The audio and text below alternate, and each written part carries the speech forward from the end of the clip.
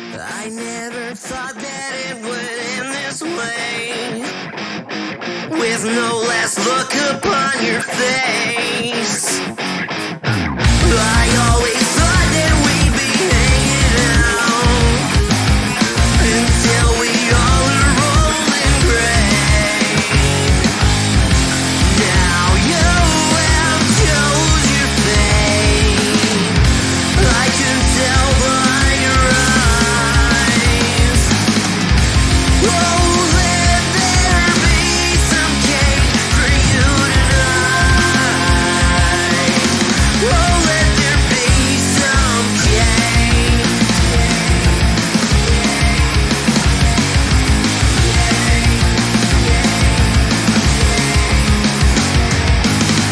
I used to wish that I could fix you, but now I wish I didn't miss you. I always said I would be there for you. I guess I'll never know the truth. Now you have chose your fate. I can tell by your eyes. Oh, let there be some cake for you tonight. Oh, let there be some cake.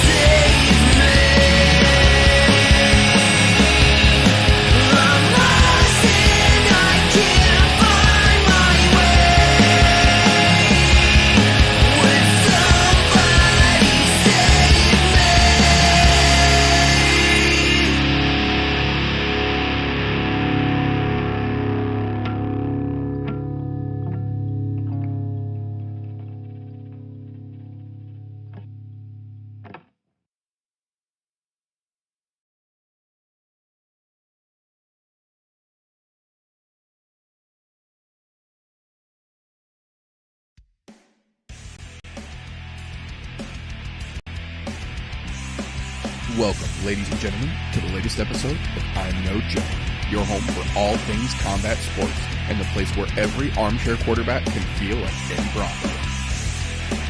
The views and opinions presented on the I'm No Joe channel belong solely to the person expressing them, no one else. If we say it, that means we meant it. That being said, this show does contain adult themes, adult content, and general shit that you shouldn't be letting your kids intake. Be advised, viewer discretion is recommended. Proceed at your own risk. You've been warned.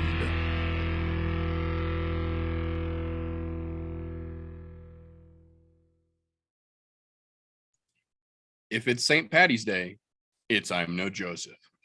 Sláinte, ladies and gentlemen, boys and girls, children of appropriate ages.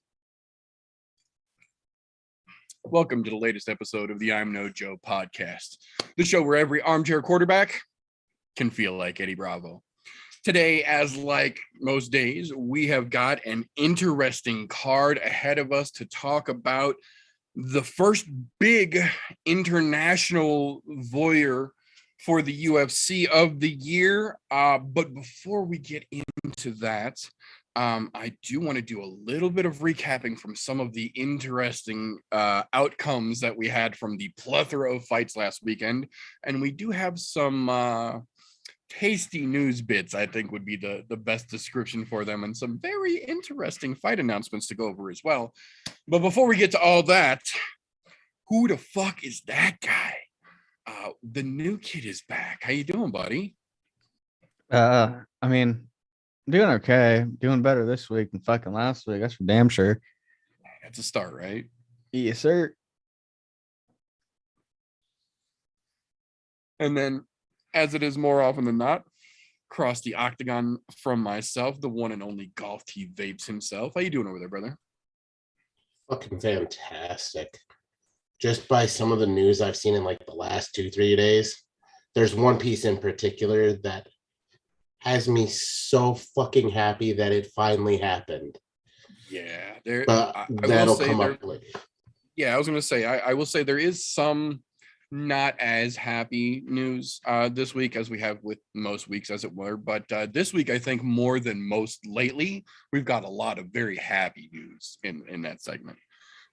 So before we get to the news, like I said, I do want to do just a wee little bit of recap in here. This weekend was crazy. There was no fucking chance I was going to be able to pull a show off Sunday. So I'm going to do what I'm going to call a power recap here for you guys. One FC Lights Out went down early. That was the stupid early at 7:30 a.m. Eastern Friday morning, I believe, is when that one actually kicked off, because as they do, it was in Singapore. So two real big highlights from that card is all you really need to worry about.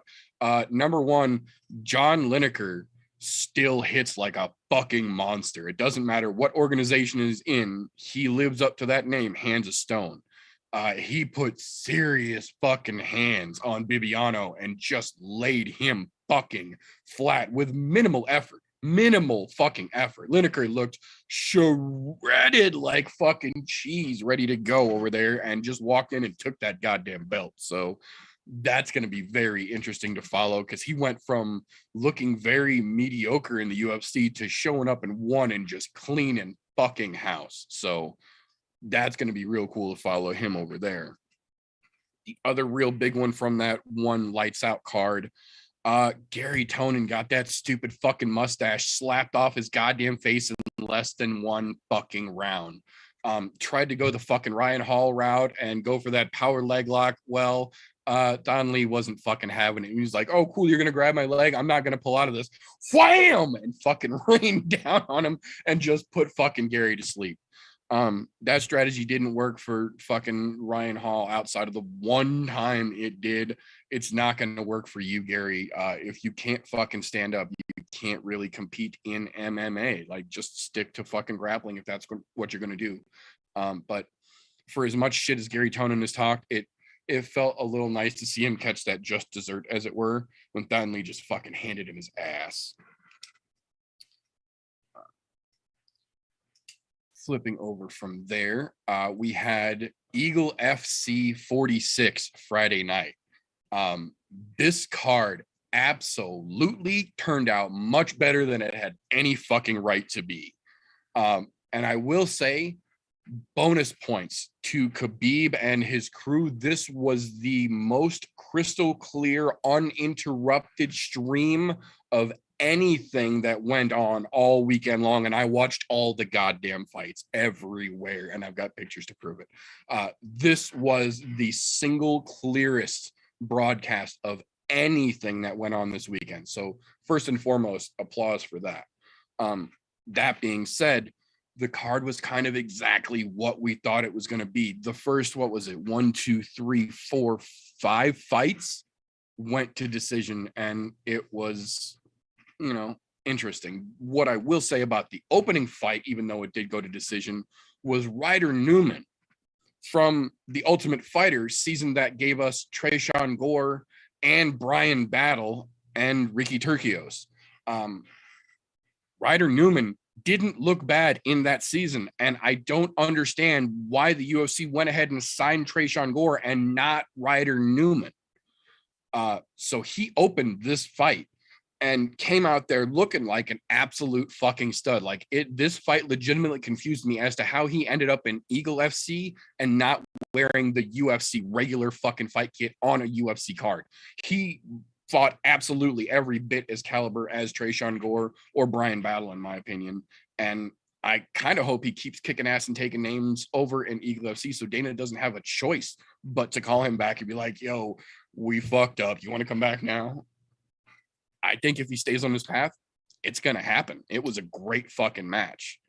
That being said, speaking of folks who just absolutely fucking shined for Eagle FC, which we're not able to in the UFC, Impa Kasanganay.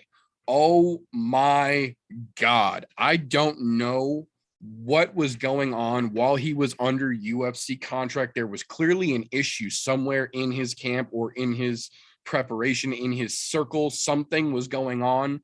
Impa looked great his first time out, and then basically every time after that, Joaquin Buckley, he just could not put it back together. Well, Impa's got it back together right fucking now. Very, very razor thin split decision, 29-28, 29-28, 28-29. Magomedov gave him a hell of a run, but in my opinion, Impa won that goddamn fight. But holy shit, he was out wrestling a Dagestani and took it to a split decision on judges' cards that I argue could have gone either way, but should have gone to Impa. But just spectacular performance. I think that's another one. If Impa keeps looking like that, that fucking Joaquin Buckley finish is going to become a faded memory in the past of his resume, because he looked like a man possessed, in my opinion, coming out there. Speaking of a man possessed, though, Ray Borg. I said it while he was with the UFC. I stand by it now that he's with Eagle FC, and I feel like he proved my point this weekend. He looks so much better at bantamweight than he ever did at fucking 25, and he fought DJ at 25, and until the craziest fucking submission ever, was looking fairly well. But after that fight, he just had so much trouble on the scale at 25 in the UFC. We know now why. He had some other issues going on outside of his fight camp. But now that he's over here, Ricky Bandejas is no fucking slouch. Ricky Bandejas was one of the best bantamweights Bellator had, in my opinion. And to see Ray Borg step up against somebody like him and just fucking go in there and go crazy, despite his fucking eye almost completely swelling shut, doing fucking work. He looks spectacular. And I have a feeling that that's another one of those, if he keeps on and he keeps putting on great fights like that, it's not going to be a surprise if we see him back in the UFC again. Now, this is one of those situations where I feel I would be remiss as an MMA fan / amateur journalist if I did not mention the fucking standing guillotine that Rizvan Kuniev landed on Anthony Hamilton. Heavyweight standing guillotine a minute into the fight, literally. Bravo. All I could say was bravo. You do not see that kind of crazy big man finish very often. I'll take one for that. Now, that will unfortunately bring us to that main event. I say unfortunately because it basically went kind of exactly like we all thought it was going to go, with one caveat, as it were. In the opening, I believe it was 30 or 45 seconds, Diego Sanchez throws a mean fucking leg kick to Kevin Lee and apparently blew his ACL, or his MCL rather. So within a minute of the fight, Kevin Lee's leg was fucked. Does that justify the performance? Not really, because we still haven't had official confirmation. That's just Kevin Lee saying that his leg got hurt in the opening minute in the kick, and you can see his performance kind of reflected that. But that being said, Diego didn't really do anything that spectacular or that surprising. It almost reflected exactly why Dana and the UFC said that they were letting him go, because he just, I can't say that he looked completely terrible, because there are guys still on the UFC roster that have looked much worse than what he did. But compared to what we know he is capable of and what we have seen him personally do, you could tell he is in diminished capacity and he is not competing at the level we have seen him be capable of. And there was no real indication that he's going to get back to that point. Props to him saying he still wants to fight out his 2 other fights on the contract he's got with Eagle FC. I don't think that they should let him do that based on the performance we saw, but if they can match it up correctly, I can understand the justification for it. That being said, they created literally a 165-pound division at Eagle FC specifically for Kevin Lee.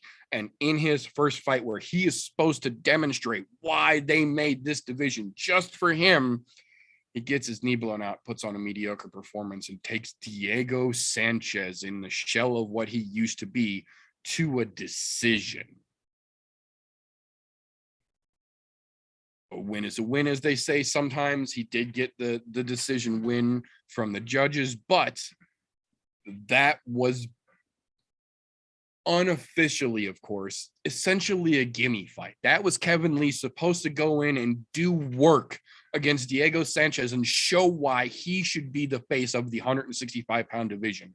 And that we didn't see, regardless of the injury to the leg or not. We'll find out, I'm sure. That was not the type of performance we've seen in a Thiago Santos, who, with a very clearly destroyed leg, still put on a hell of a striking clinic on his feet against one of arguably the best at the time. We didn't get that same type of performance for Kevin Lee. So we still, unfortunately, don't really know where the fuck he fits into all of this. But Khabib says that he is determined to keep him on board. So I think prospectively we may yet find out. But as of now, still undetermined. Not a bad overall event, though, I will say. Khabib did put on a pretty decent card overall. Excuse me. Jumping over to the Bellator card, 276. There's a reason we didn't spend a whole lot of time talking about this card, because realistically, as an event, this was probably the weakest performer of the group for the weekend. That being said, there was still a few good fights on the card. The main event being one of the best here, Adam Borge versus Mads Burnell, was a back and forth fucking war. Those guys were just getting the fuck after it. Adam Borge looking spectacular, putting Sanford MMA another little fucking crumb dusted off of the shoulder on those boys down there. Phil Davis wrestle fuck Julius Anglickas exactly like we thought he was going to unanimous decision. I think one of the bigger surprises was Johnny Eblin, the striker, putting wrestling power down on John Salter, the wrestler, to a unanimous decision victory. That was a little surprising. But my holy shit, what did we just see of the evening for Bellator came from the premier prelim fight. Alex Polizzi, who is a striker to the extent of bare knuckle FC fighter for several events and looked pretty fucking good over there, winning against Jose Augusto via rear naked sub in fucking round 3 in under a minute. What do they call it? 51? No, 49 on the card officially here. Round 3 just was done playing the fighting game. I was like, you know what? I'm going to choke you because you expect me to keep punching. Beautiful fucking performance. Beautiful performance. Ironically enough, I will say here, I will get more into this later, but I do have one little brag here. Let's see if it pops up. No, that's not the right one. Is that the one? That's the one. We're doing pick'ems on tapology.com. We have a group. If you make an account on tapology.com for free, no sponsorship at all or endorsement by them on our part, you can take part in our little game, as it were. We've got a group called I'm No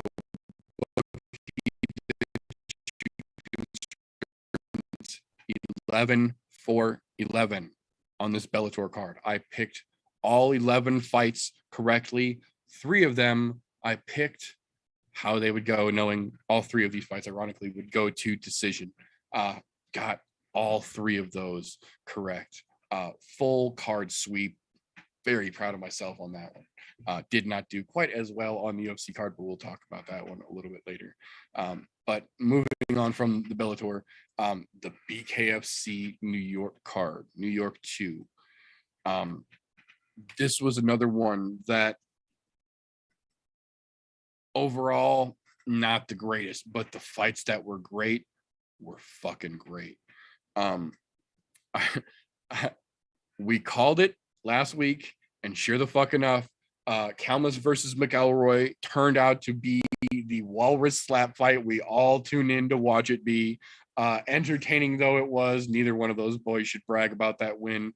But I will say the attempted aggressive hug at the end that was vehemently denied was possibly the best moment of that whole fucking fight. That was a glorious shit show, and that was just a cherry on top for me. A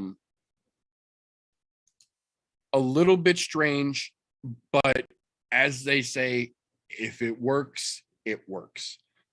Jack Grady walked out crying, literally tears running down his fucking face, singing along to the original version of The Sound of Silence, and then got in the ring and knocked poor Gabe Sacchetti the fuck out.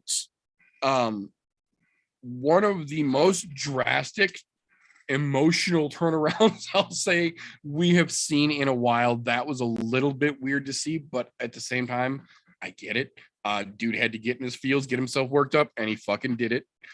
That being said, I don't understand what the fuck those judges were watching all night long. There were some questionable rulings, but the ladies' fight in particular, Sigala versus Danzig, Sigala got dropped and got dropped hard, and somehow they still called it a majority draw.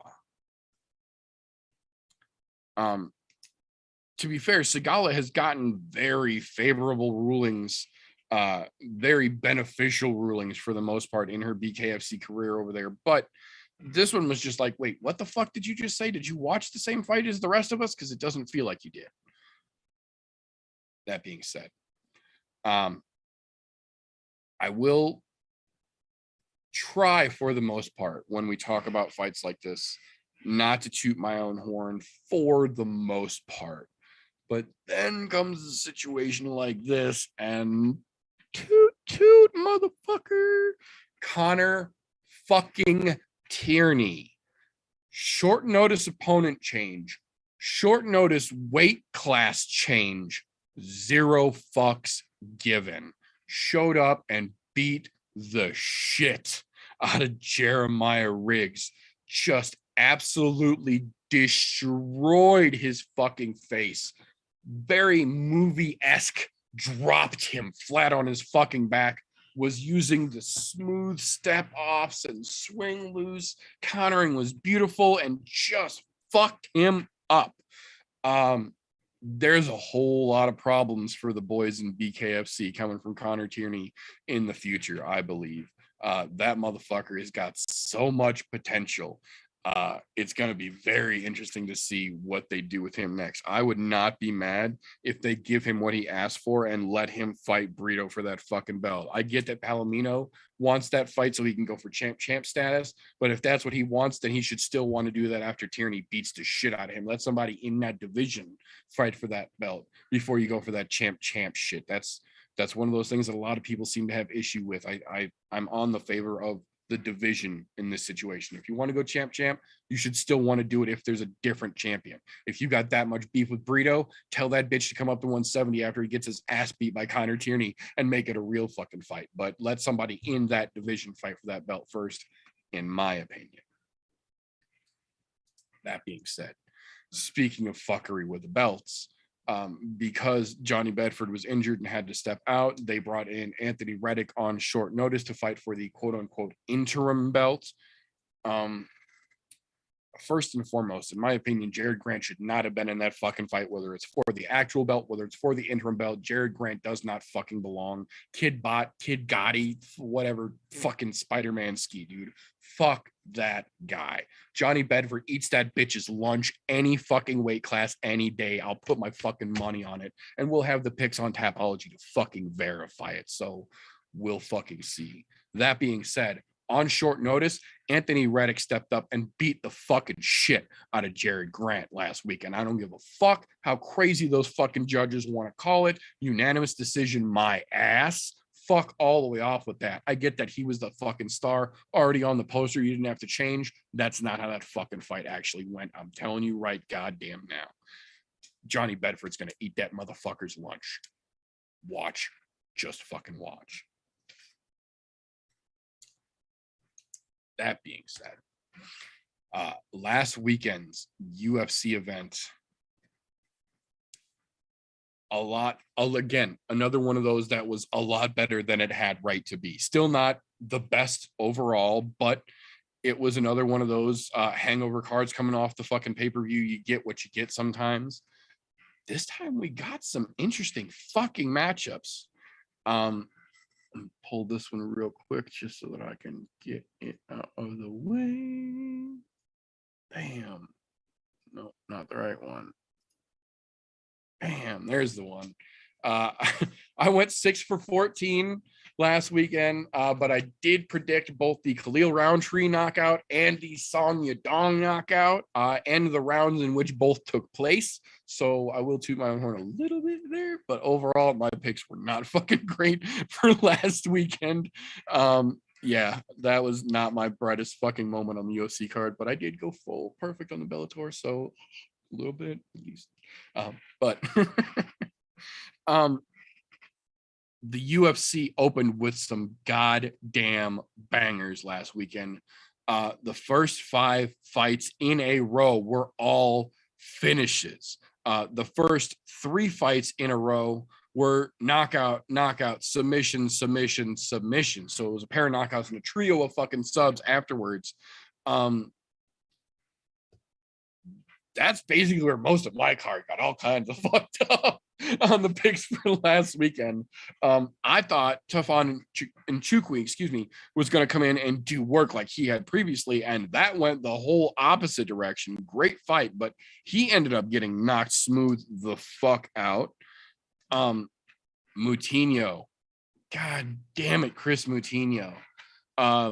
The world was still rooting for that fucking underdog story, and then unfortunately he came in and looked exactly the same against Guido Canetti on regular notice as he did on short notice against O'Malley. So root for him all you might, cheer hard as you want to. It seems like Moutinho might just be that punching bag that's likable, but he's a punching bag. Sucks, but sometimes that's just what it is. Cody Brundage, possibly one of the biggest surprises on the card. First of all, I will have to say, hats off to anybody who can be married to Amanda Cooper and keep a straight face. That gal drives me up the fucking wall. But that being said, he just kept his fucking cool, kept his calm, was so fucking just in the moment. It was almost scary. Props, absolute props. Shit, throwing things around. If he can keep that in the moment focus like that, he could be a very, very big problem in the middleweight division going forward. We'll see. That being said, you almost kind of got to feel a little bad. We knew going in that the Sabina Mazo versus Miranda Maverick fight was going to be a tough one either way it played out. And it almost looked one-sided. Miranda Maverick went in there and just absolutely overpowered Sabina Mazo from the start of the fight till, well, the middle of the second round, really. The only real complaint I have for Maverick on that fight, because she looked pretty fucking good overall, she really did dominate, was hide your goddamn takedowns. She, to her credit, I think they said she landed 14 takedowns in that fight in a matter of 6 minutes. But hide your goddamn takedowns. There were several points where they were standing in the center of the octagon, squared up, and she would literally just drop down and shoot in on a single leg. No striking whatsoever, no hiding, no disguising it, just from a neutral standpoint, just shoot in on an open fucking single leg. Oh, you know, when you're making it that easy. Yeah, I was going to say some of them worked, so I get it. But you can't do that to everybody. And if you try to do that to some of the more well-rounded ladies, you're going to get knocked the fuck out Ben Askren style. Like, that's how you get Masvidal. Do you want to get Masvidal? That's how you get Masvidal. But Miranda Maverick beat Sabina Mazo's ass so bad it got Sabina walking papers, literally. We'll talk more about that later because that was part of the giggle-worthy announcement that we got the other day. But Miranda, other than not being able to hide her takedowns for the most part, looked great and just absolutely fucking dominated Mazo the whole way through. Now, I will say, I was absolutely surprised that Damon Jackson was able to almost have his fucking way with Kamuela Kirk.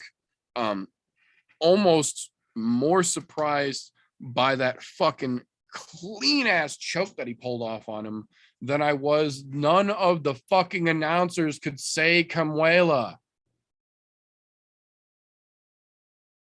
Some of the, how do I politely phrase this, authentically Caucasianist pronunciation of a name we have heard in a long time, everyone on that booth kept calling him Camuela.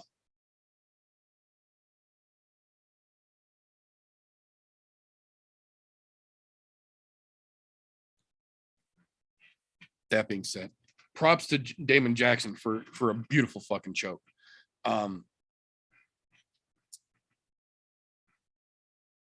Jillian Robertson was absolutely giving it her all.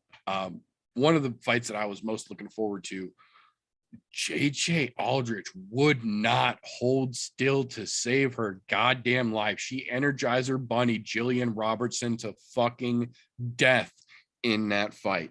I was absolutely pulling for Robertson very openly. I have no fucking bones about it, but god damn, did JJ Aldrich just out fucking work her, would not hold still, would never stop fucking moving. So props to JJ Aldrich on a hard fucking earned W there. I gotta say, maybe not the most impressive performance, but Semi the Jedi fended off the much hyped, anticipated debut of AJ Fletcher. AJ Fletcher didn't really do anything to fucking impress me in that fight. And as we said, Semelsberger isn't the fucking world beater. He's not the greatest dude in the world. He's pretty fucking confident. He's very good at what he's very good at. Not a world breaker, but AJ Fletcher just couldn't get anything going. Semi the Jedi was just handling him everywhere the fucking fight went. Everywhere the fight went, in my opinion. I don't think that Fletcher is not UFC worthy. I think that there are plenty of good fights that they can make for him, but I think that that solidifies the calm the fuck down with the hype train bullshit. I get that you're Dustin's boy, but that doesn't automatically earn you a fucking thing in the world where you got to fight to survive, literally. Now that'll bring us over to the main card.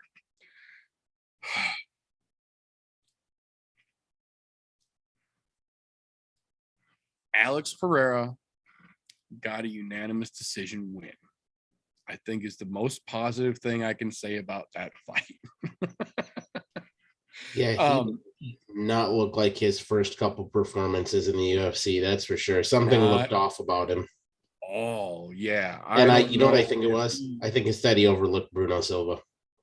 That's what I'm saying. I don't know if something went in the camp different than normal, because that's always a possibility, and we might not find out about it till later. But from what we have to work with right now, I absolutely agree. That is my takeaway from that as well, is that he completely overlooked Bruno Silva, thinking that he was getting thrown in with a stepping stone that he was going to style on. And then the next thing you know, he's going to be matched up with Izzy for the belt. And Bruno Silva said, bitch, sit the fuck down. We ain't there yet. Bruno Silva, in my opinion, looked much better in that fight than Alex Pereira did. You saw Pereira get very gassed, showed that there was a lot of holes in his stand-up game, let alone the lack that he's got in the wrestling department, which everybody kind of anticipated. But I completely agree. I think that he looked directly over Bruno Silva, and it came back to bite him in the ass. Granted, some fuckery on the judge's part, in my opinion, got him that unanimous decision, but there's nothing we can do about that at this point. He's still technically got the W. But I think every MMA journalist I have heard talk about this all since this weekend, the big hype that the next thing that has to be made for Alex Pereira is the Izzy fight, that conversation is pretty much fizzled down. Like, at this point, he's got to earn his breakfast just like the rest of the boys in line. Yeah, he's got to come back with something amazing to get himself back. I'm not saying his hype train is derailed, because it's not, because he didn't lose. No, not complete derailment, no. But he definitely has some work to get back up to that spot where everybody's talking about him going to the title again. Yeah, I completely agree with that, absolutely.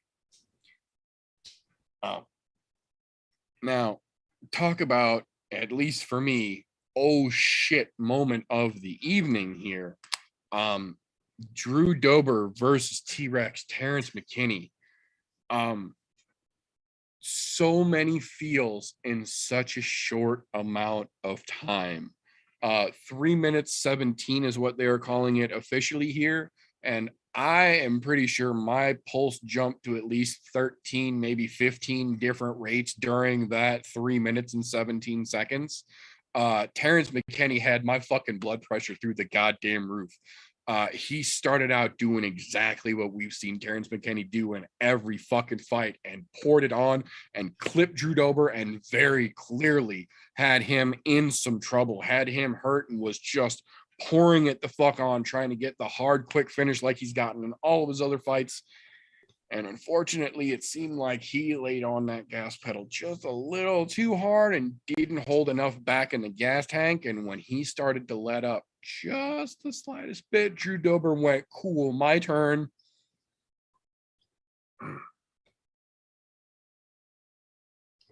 Dude,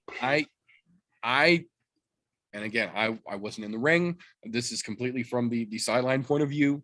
From what I saw, I feel like Terrence McKinney hit Drew Dober with two different flash knockouts. You could call it he was stunned. It sure the fuck looked like two different points in that flurry. He hit Drew Dober and the lights shut off until he made contact with something else, and then he popped back.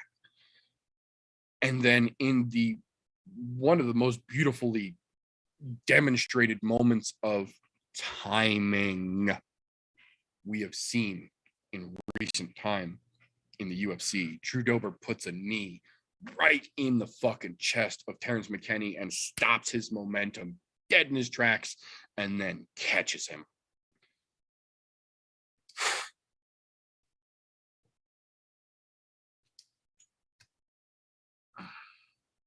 Yeah, that was by far the wildest fight of the fucking night. Probably the entire weekend, to be quite honest. Yeah, I'd say it's a contender for that for sure. Because, I mean, the amount of shit that went on in just 3 minutes was more than a lot of fights all weekends did in 15. Fuck yeah. Like, to be honest, depending on where that fucking ref was at the time, that could have been stopped either way. I agree. And look, I'm not mad that Drew Dober won. I'm a little bummed that Terrence McKinney lost, being his to what he's been doing lately, and then fucking short notice fight with Drew Dober, which is for Terrence McKinney, that was a huge step up in competition. But caveat to that statement, he's obviously ready, because if he can fucking put Drew Dober on his ass inside of a minute, he's ready for that next step up, even though he lost this fight. And that's all I'm saying. And congrats to Drew Dober on taking it on the chin and fucking fighting through to come back. That was fucking. I was going to say, even Terrence McKinney said, like, I'm taking nothing away from Drew Dober. Like, I gave everything I had and he got me. So, you know, as they say, gracious in defeat, gracious in victory. That's how you know a dude is a real sport.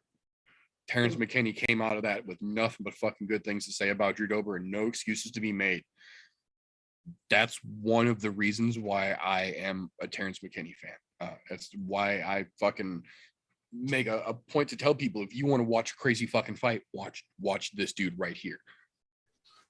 He's one of those guys you're not afraid to tell other people, hey, that's what MMA guys are about. This is the kind of dude that makes people like MMA, because even if he loses and he got stopped, did it graciously, and still, I don't think that really took a whole lot away from the stock of Terrence McKinney, in my opinion. Yes, he got stopped, but the controversy, the craziness that happened before that stoppage, I don't think that took a fucking thing away. If anything, this might be this is just me talking, so I could be completely wrong.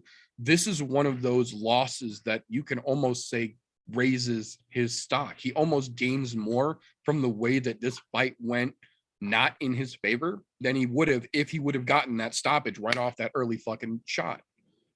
Because he took some adversity, took it on the chin. He says, we're going back to the gym and we'll get better. And guaranteed he's going to end up better, because look, he took that on what? That was inside of a week, right? I believe that was a week. Yeah. On a week's notice, because he had fought 3 weeks prior. Yeah, because he was 2 weeks in. Yeah. So, I mean, he came in, he made fucking weight, and he was ready. And he did the right thing. When you take a fight on short notice, you go for the fucking kill immediately, because, I mean, you really, God only knows what's going to happen in 15 minutes. So, the dude's mind's in the right spot. And to be honest, I can't wait to see what he has in store for us next. I'm excited to see what Drew Dober has in store for us next as well. I'm not taking anything away from Drew here, knowing that he won. Right. But, I mean, fucking amazing by the both of them. To be honest, I'm a little upset that they didn't get performance of the fucking night bonuses for that, for the two of them. I agree. I thought that was going to be fucking fight of the night for damn sure, man. That was fucking great. That was the most excitement in 3 minutes that just fucking blew the doors off that goddamn card. And I will say it couldn't have been better timed, because that Pereira fight really was a fucking snoozer. That was 3 rounds. Well, I can't say it was a snoozer compared to what people were expecting for the first round, or for the first fight rather, of a card that people wanted to see a crazy banger fucking excitement. You got a relative back and forth with Pereira and Silva there. But then Dober and fucking Kenny McKinney came out there and just lit the fucking building on fire with 3 minutes of holy shit. Nicely done, boys. Nicely done on both sides. That will bring us to Khalil Roundtree's most emphatic no I've ever seen.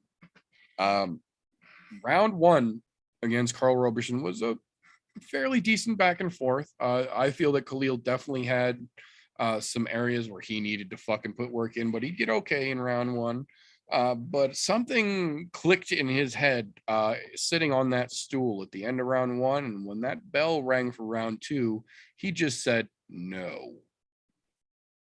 Oh my God, did he ever? What did they call it officially? 24 seconds start to finish. Just damn, comes in with a Sparta kick right to the fucking solar plexus to start it off, and then just gets right on top and says, "We're not doing this." And throws one of the most absolutely brilliantly placed body kicks you'll ever see on a guy who's trying to get up. Yeah, that I was gonna say. And then the soccer kick, the legal soccer kick to the body, perfectly placed as he was coming up. Knew what he was doing, was ready for it, placed it just right, and just fucking crumbled poor Carl. I love seeing motivated Khalil Roundtree like that. This is the guy that we said when he came back from Tiger Muay Thai that he was dangerous. You saw the front foot bouncing again. You saw him standing real light on that front foot. You saw that Thai stance working, and he just got back to what we've seen work so fucking well for him. Odd that it took him round one going back and forth to get to that point, but that's a perfect demonstration, in my opinion, of exactly what that motherfucker is capable of. If he can harness whatever the fuck happened in between round one and two and focus that a little bit better, that man is serious fucking trouble for so many guys in that fucking division, in my opinion. Oh, yes. And to be honest, I think the greatest thing was not only his post-fight interview, but his press interview at the end. That dude was completely honest about every fucking thing between his differences between him fighting and what he wants to do outside of the fucking octagon. Fucking amazing. The back-to-back weeks we've had fucking great shit happen like that. You had fucking fucking Thug Nasty talking about what he does with the Children's Foundation. Yeah. And the difference between him being a fighter or not. And you got Khalil Roundtree doing the same thing. He's wanting to make other people's lives better. I'm like, that's the kind of shit I want to see happen on this platform, outside of enjoying some great fights, but they're literally making the world a better place as they're doing it. And how are they doing it? By paying the bills by fighting. Hey, even Khalil said it. He's like, I don't want to be a fighter, but it pays the bills. Pays the bills real well. And if any of you watching or listening to this don't know Khalil Roundtree's story, oh my goodness, please, whenever this episode is done, take 5 minutes out of your life before you go do whatever you're going to do when this episode is over, or when you're done with it, whatever the case may be. Please just take 5 minutes and just Google Khalil Roundtree and just look into his story just the tiniest bit. That dude has got such a fucking amazing story, and he is such a fucking inspiration to so many people legitimately. He's another one of those dudes that you can be proud to say, that's a martial artist. That's the kind of guy that makes me like watching this sport.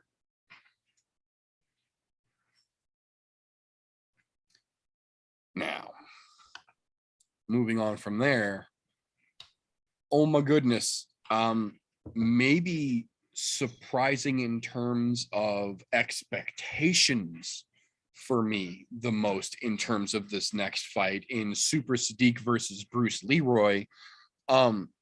Honestly, as I will openly show here in my picks from last week, I thought Bruce Leroy was going to get him. I thought Bruce Leroy was going to get him right out of the fucking gate. Hot damn, was I wrong. Those boys went back and forth, giving it all she fucking had for 3 solid fucking rounds. And Bruce Leroy looked real fucking good. He really did. But Super Sadiq was using those fucking leg kicks to just chop him down. I would be genuinely curious to see what Alex Caceres' fucking thigh looked like Sunday morning. To be Sadiq honest, was giving him the business on that leg. hell yeah. If it wasn't for those leg kicks, I don't think Sadiq would have won that fight. Because he really hindered the way Alex moves. And look, don't get me wrong, Caceres was hiding it very, very well. But you could tell from the start of the fight to the midway point to the third round how much of the hindrance that occurred there. It was fucking amazing. Although I might be remiss if I think this was the fight. Both of these two were some cage grabbing bastards during that fight too. So, I mean, there was that I want to go into. Both of them got warned multiple times for that. Yes, that was that fight. Luckily, because they were doing it equally, nobody got points taken, so it didn't hinder the outcome of the fight. But it was getting to that point where I'm going, you guys should probably start grabbing the cages pretty soon because somebody's going to get a point taken. So, yeah, somebody's going to get in trouble for real. It was not what I was expecting out of the fight itself. Don't get me wrong. I expected the high pace that we saw, yes, but it didn't go the way I was thinking it was going to go. Because I honestly thought between the two of them, we were going to get a finish. But to go to a decision was fucking wild to me. Yeah, that's why I said I'm open. That's one of the reasons I'm glad. And I will take a second here. Sorry to interrupt. If you have not yet made a Tapology.com account, I encourage all of you to do so. We've got a group called I'm No Bookie where we're going to do picks, and I'm open to holding myself accountable as well. I thought based on what we had seen previously, Bruce Leroy was going to get that fucking slick sub going on because Sadiq is generally a power wrestler. I thought he was going to walk right into a Bruce Leroy fucking sub, and damn if I wasn't fucking wrong. Oh yeah, and that was partly my thoughts too, especially thinking that he was been off fucking out of the octagon for quite some time, dealing with an injury and getting himself fucking back together, and it looked like he didn't miss a beat. I mean, you could tell there was a little bit of warm up there, but I couldn't tell if that was just a feeling out process in the beginning or if it was actually there was a little rust he was just knocking off. I couldn't honestly tell the difference. I can absolutely agree with that. I will say this is another one of those where the fact that they went to decision and both of them went a hard 15, I don't really feel like this takes much away from Caceres much more than it really does show Sadiq can go a hard 15 and still come out, not breathing heavy as well. So I don't think it was real detrimental to Bruce Leroy, in my opinion. Now. Oh, can I say the next one, please? That being said, we kind of made a little bit light of it. We joked about it last week, but if you didn't hear it yet, fear the dong. This is one of my perfect picks from last week. Song Yadong round 1 knockout. Before we get too deep into it, let me say, I did not say that I thought Song Yadong was going to get a round 1 knockout because I have anything against Marlon Moraes. I have nothing personal against him whatsoever. But at this point, I would be remiss personally if I tried to give him the benefit of the doubt against a heavy-handed, very intelligent striker like Song Yadong when we have seen his chin come into question almost every single fight he's been in recently and come up lacking every goddamn time. So please don't take this as me trying to be malicious against Marlon or anything like that. It's not that I don't like Marlon or have anything against him. I'm talking strictly based on his fucking resume here. What we have seen him do, I had that gut feeling right out the gate that Song had his fucking number, and oh my goodness, did he ever. It's just like I said last week. The magic is fucking gone. As much as I hate to say that, because Marlon Moraes a couple fucking years ago, fucking fantastic. Yeah. Lately, absolutely. I want to see him do well, but it's something we talk about all the time. Chin, diminishing returns.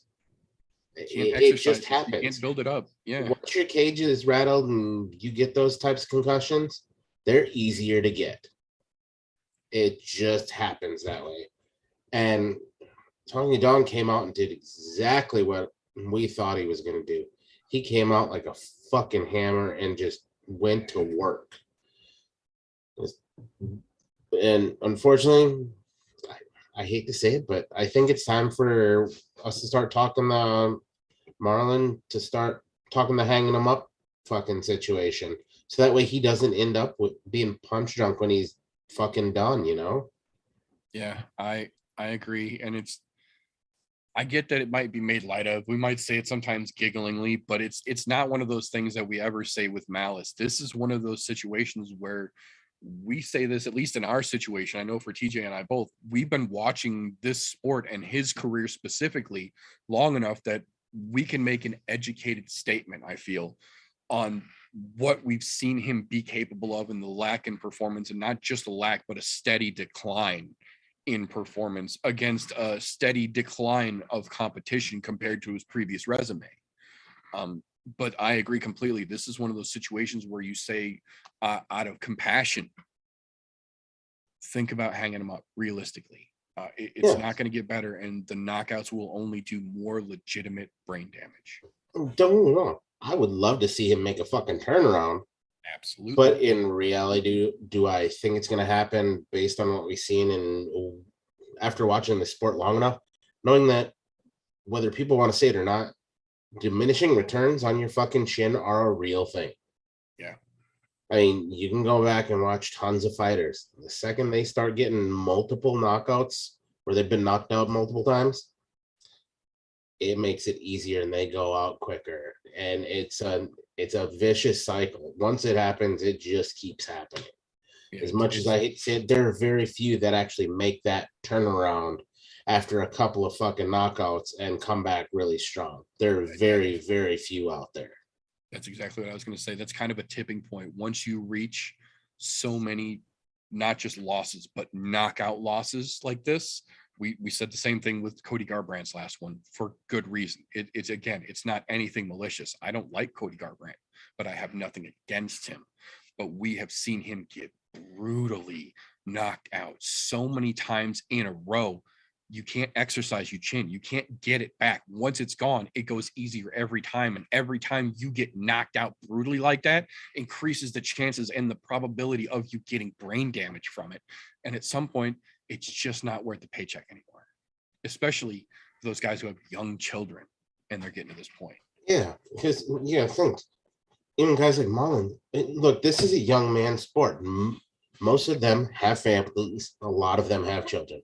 Don't get me wrong. Yeah, there are the single fighters out there, or the fighters without children, but a lot of these guys are doing it to support their families, which is very commendable. However, at the same time, they got to start looking past that of going, what am I going to do long term? Because I can't do this until I'm 65. I can't fucking turn this in as fucking get my social security and start collecting my pension. No, this is not that kind of fucking business. You want that kind of business, sit behind the desk. No, looking at guys like that, not just Marlon Moraes, like he said, Cody Garbrandt's in there. There's quite a few other fighters that we talk about all the time where we see them getting knocked out and we're going, it's time. It's time to fucking hang them up. I mean, and to be quite honest, as much as I hate to say it, coming up here, we've got the Cowboy Cerrone and Joe Lozon fight.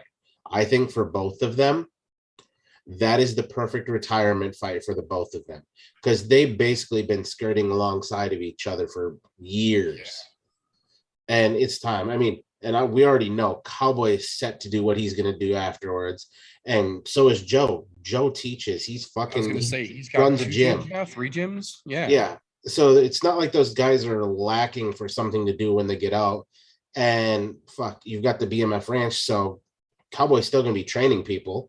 He's going to be racing and everything else. But a lot of these guys like fucking Marlins, the Codys, those types of guys, they could take a page out of those books to go, hey, this is what we need to do to set ourselves up for that retirement. I think Cody has a gym now too. I think Cody opened a gym not that long before his last fight. So And you know, like, I'm not mad at him. The dude's a former champ. He obviously earned the right to fucking lead a gym and become a goddamn good coach. some Not to fucking money mention, without getting knocked out, dude.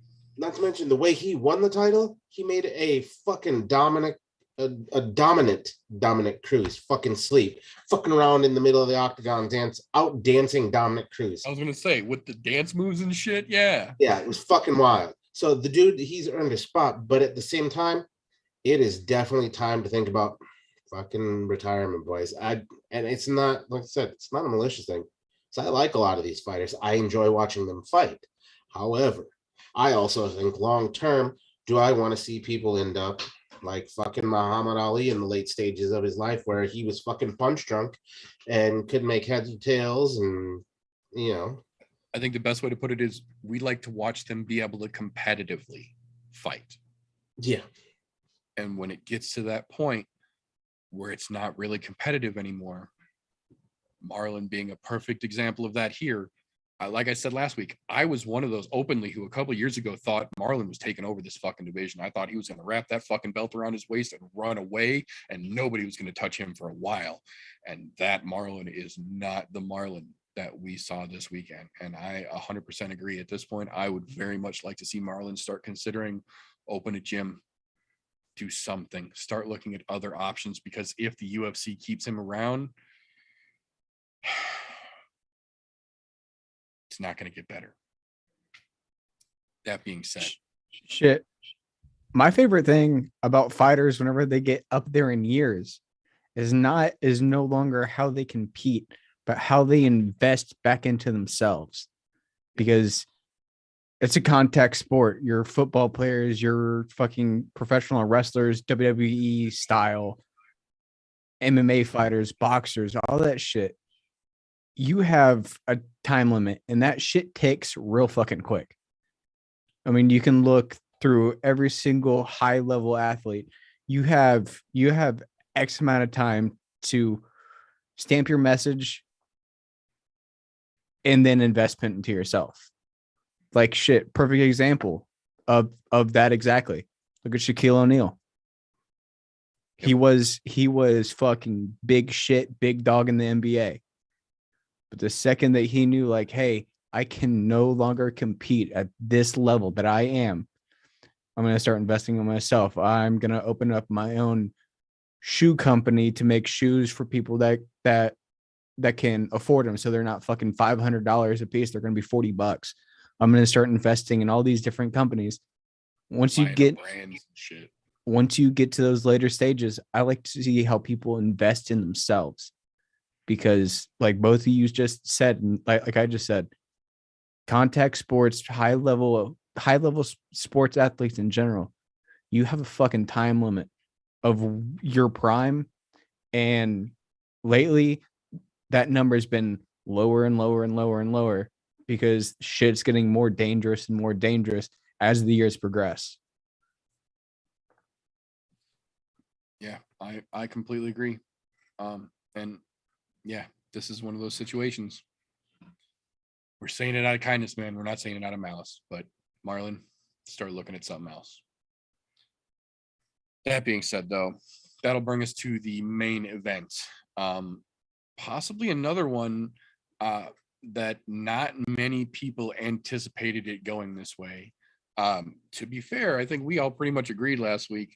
Either this is going to be over in the first 45 seconds or this is going to be a hard 5.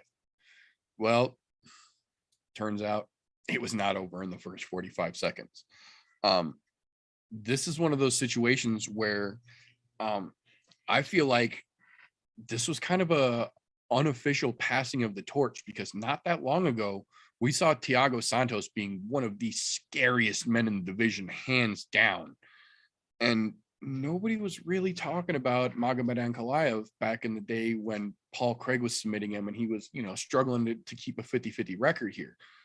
And here we are a little bit later, and Thiago Santos is almost on that Marlon Moraes trajectory, not to the same degree, but flashing very similar signs enough to be a little bit worrisome of that steady decline. And it's weird because in the case of Thiago Santos, we almost, at least for myself, feel like that John Jones fight, as strange as it was, when he blew his knee out and then still stayed in it and gave his fucking all, was legitimately probably the best we ever saw from him. And we haven't seen him come back to that level of capability since then. And I feel like not only has he not come back to that level, but he has genuinely started to make a decline at almost the same rate as Magomed Ankalaev has really started to gain steam underneath him and start to just get it fucking going. Not to say that this was a steamrolling performance or this was a retirement worthy fucking ass whipping or anything like that. But what I'm saying is a year ago, no one really knew, maybe 2 years ago for argument's sake, no one really knew who the fuck Magomed Ankalaev was other than the guy that Paul Craig just fucking styled on in a first round submission. Whereas 2 years ago, we were watching Thiago Santos get ready to tee up for a fucking shot at the belt. Like, now we're in 2022 and they're on contradicting trends, in my opinion here. This might not have been the performance he could have been capable of, but it was at least a demonstration that he's able to hold a 25-minute competitive battle with a former title challenger. Compared to the strength of schedule, which he's had fairly decent of, this I feel like was still, even though it wasn't the most exciting, the biggest notch in his belt so far. Because again, it wasn't a fucking barn burner. It wasn't making anybody sit on the edge of their fucking seat for the whole fucking fight, but it was a 25-minute back and forth with the guy who gave John Jones one of his hardest fucking fights that we ever saw on one leg. And he held his fucking own, and he held it real fucking well. He came out with the W from it. I don't think that jumps him to the front of the line for the title shot, but I think that puts him as an unavoidable object in the top three. You know, I can get down with your passing the torch thing. However, I will say it was a very, very shaky passing of a torch. Because to be honest, both of them looked like shit. This was a fight where I expected Ankalaev to come in and possibly dominate. He did not. It was a pretty decent fight across the board as far as where they were at. Like, you could tell they both looked a little gun shy in there. Right. But it was not the fight that it could have been. Right. Or the finish that it could have been on either side, because Santos still has power. He does. Yes. That doesn't really leave a guy that big. There was a couple of moments. Yeah. But so does Ankalaev. But as a whole, both of them look like shit compared to what we've seen them look like in the past. And that's nothing against them. I just think it has something to do with they were both looking a little nervous about each other in there. Yeah. And to be honest, if it's a passing of the torch moment for him, I feel bad for Ankalaev, because that's not the kind of passing of the torch you want. That's kind of here's your matchstick that's on fire.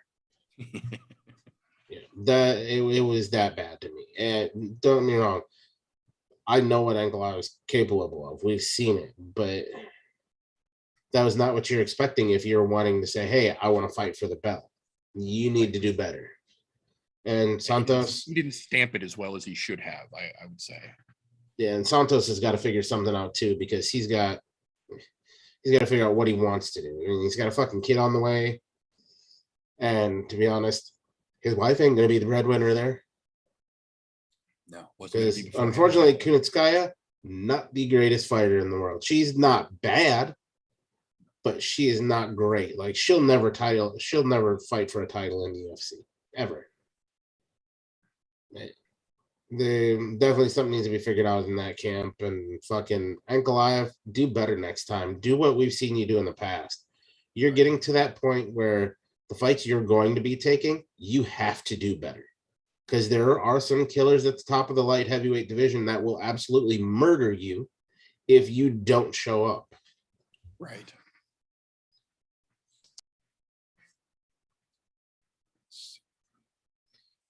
So they did that fucking thing again where we had a card with plenty of great fucking fights to pick from for bonuses. And instead of holding steady, doing good like we've seen him so many weeks in a row. Just as we get comfortable with them actually giving bonuses properly, they do the 4 fucking performance thing again.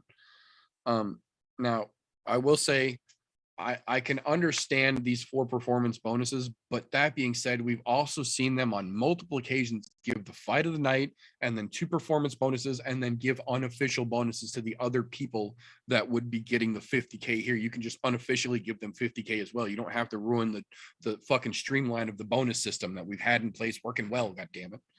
That being said, Song Yadong, of course, that was absolutely a 50K fucking ass whooping. Khalil Roundtree, I absolutely fucking agree with that. Cody Brundage, I can see it. I think that's one of the more questionable ones in my opinion. And then I know I'm gonna fuck this up. Azamat Mirzakhanov, I believe is how they said it. One of the opening fights, very early on fights, great fucking stoppages. I don't know if that one again is worth the 50K. Khalil and Sadong, absolutely, or Yadong rather. But I don't know about the others. That being said, we do have just a wee little bit of notes to jump through here before we get into the breaking down of our London card we've got to talk about this weekend. So I'm going to try and brush through these fairly quickly here to save us a little time. First and foremost, the April 9th UFC 273 card just can't catch a fucking break. First out. Now we have second. Chris Curtis is out. Anthony Hernandez is stepping in now on, I think it's 3 weeks notice, 2.5 weeks notice to take on Dricus du Plessis at UFC 273. Props to fucking Fluffy. Not that I think he's got much of a chance to really win this, but props for stepping up on short notice in a situation where 2 other dudes literally have fallen out of this fucking fight to let du Plessis stay on the fucking card that he's been training for a hot minute now. I think it'll be an interesting fight, but I don't think Fluffy takes it. I think this is one of those, you're going to get an A for effort, but you're also going to get your ass whooped situations. We'll see as it gets a little closer, but that's my early prediction. 270, or excuse me, Bellator 279 card on April 23rd. One of the 2 cards they're doing in Hawaii got an announcement today that Yancy Medeiros will be making his Hawaiian Bellator debut against none other than Emmanuel Sanchez. So Yancy Medeiros gets to make his Bellator debut at home in Hawaii, but they're not doing him any favors in the terms of opponent because Emmanuel Sanchez is not an easy day out for anybody, let alone somebody who's really needing to reestablish themselves in a new organization here like Yancy does. That being said, I also still think it's a very winnable fight for him, but we'll see how things look as we get closer to that one as well. UFC 274 taking place May 7th in Phoenix as of right now, got a pair of announcements this week. The first one, Tracy Cortez, T-City's girlfriend, getting back in there, taking on Melissa Gatto, which will be a very interesting fight. I think those are on a very fairly even level here. And then the co-main event got officially confirmed. So now we have the main and co-main officially booked for UFC 274. It will be headlined by Old Charlie Olives versus Justin Gaethje, and it will now be co-main evented by none other than Rose Namajunas versus Carla Esparza 2, the runback Electric Boogaloo. I am down for it. That card is fucking great as of right now. Both of those fights make nice additions to that card, in my opinion. I think it's going to be a pretty fucking fun thing if it actually falls through the way that it's lined up right now. So we'll see as we get a little closer to that one as well. 275, June 11th, got an interesting announcement here. Brandon Allen versus Jacob Malkoon. Very interesting middleweight prospects stepping up there for a very interesting clash. I am excited to see how that one shakes loose. We got a move to UFC 276. Excuse me, I got the fucking hiccups now. July 2nd. Misha Tate versus Lauren Murphy is still taking place, but they moved it from 275 to 276 now. No official, I say with air quotes, word as to why it was moved. It's just been moved. We'll see. That's it for fight announcements, I guess, as it were. We've got some other interesting fight world news that I do want to cover real quick. The first one being an moment. Your boy Eric Anders reported in this week because he was clearing some property, or clearing some trees rather, out on some property that he owns, like a dumbass. Made a point to mention that he's generally very careful about how he does this because it's been quite a bit of work, and that even in leaving his house to go clear these trees, he looked directly at his steel toe work boots on his porch and thought, nah, don't need to grab them. Felling a couple trees, drops two, no problem. Having an issue dropping the third one, takes one hand off the chainsaw to push the tree over, hits the gas on the chainsaw, and instead of going the rest of the way through the tree and pushing it over, the blade catches in the tree and runs straight down and goes across the top of his foot and through his gym shoes, right where that shoe, or right where the work boot would have literally saved his ass. There are pictures available if you are so interested to see them. I'm not going to be showing any of them here because holy shit, that's going to be a fucking mark to talk about later on. He's gonna have a little scar. It wasn't as bad as what it could have been. Yeah, he could have lost the whole foot easily. He lucked out a lot. However, definitely, just for people who don't know, if you're going to use a chainsaw, wear the proper safety gear. Buy the chainsaw chaps. Throw on some steel toes. Wear safety glasses. Those things will save your ass. Don't use literally and figuratively. They can save your life too. Yes. At the very least, they'll save you a lot of blood and a trip to the fucking emergency room with a bunch of stitches and months out of your fucking career. Yep. And better yet, gloves, long sleeves, pants, glasses, steel toe shoes. Yes, but those are also extremely vital with a good pair of proper steel toe boots, because goddamn, I've picked a fuckload of little splinters out of my face, my arms, and my fucking legs, and that shit ain't fun. Also, put yourself behind the chainsaw. Yeah. Behind. Yeah, when I was in high school, I watched a buddy of mine's little brother, again, in a hurry, not wearing proper safety gear, playing with a chainsaw, trying to push through instead of letting the chainsaw do the work, which anybody who's used a chainsaw a lot will know. If you're pushing, you're doing it wrong. The chainsaw should be doing the work for you. Well, he was leaning in. He was pushing so hard trying to make this chainsaw work. And when it finally caught bite about halfway through the tree and it pushed and his momentum swung, he came right down with the chainsaw that he had two hands on, but it went right across the top of his leg and right across the top of his knee and left him about an 8-inch long hand wide scar where it split him clean open. So chainsaw safety, despite this being an MMA show, is very fucking important. And when the shoe fits and we got to talk about it, it's pertinent. Exactly. Not to mention, if we can save somebody's foot or arm or leg, Right. I feel like it's kind of a necessity to try to do so, or at least say we told you so. Yeah, at least we tried.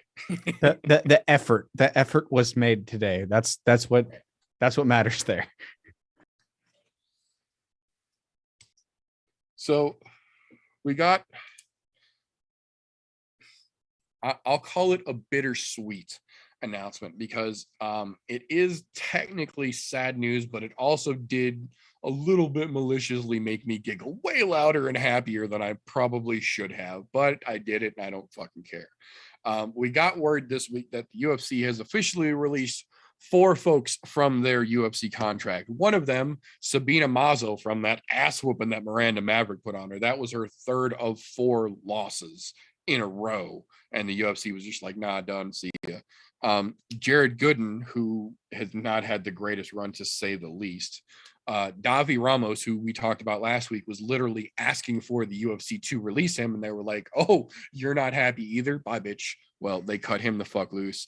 And then the one that I know we all giggled at least a little bit for, Voldemort himself. The one time I will say his fucking name because it's the last time I should have to say his name. Greg fucking Hardy, the prince of choking one down, got cut from the UFC after the latest ass whooping. We all also giggled our way through. So I can say goodbye and good riddance to bad rubbish, as it were. fuck that guy. Fuck that guy so much. Now on to a little bit less fuck that guy news. We did get word this week that almost in continuous fucking fashion over the last couple months here, we got another Kevin Holland being human fucking superhero news. This time around, above and beyond the most what the fuck are you doing news we have heard from Kevin Holland in a history of some serious what the fuck are you doing news we've heard about Kevin Holland. This time he was at a sushi restaurant in Houston with several of his friends, and a fucking shootout broke out in the restaurant. And Kevin Holland and two other gentlemen that he were with took down, disarmed, and then held the fucking suspect till the police showed up. No one was injured because as soon as the first shot popped off, they took him the fuck down and disarmed him and held him there. No one, I repeat, no one was injured in a shooting because 3 martial artists took that motherfucker down that quick. Dude, I'm telling you, now, it may have been touch reckless. However, caveat to that statement, that is modern day Superman in fucking disguise lately in the last couple months. He's Didn't want the credit. The okay, news was there maybe. immediately. They interviewed his friend that he was with, and he told the reporter, "Nah, I'm good." No, I think the greatest thing though is maybe he's not. Maybe it's not Superman. Maybe he's a Batman-esque. He's not the hero, but he's the one that is needed right now because he's doing fucking great things.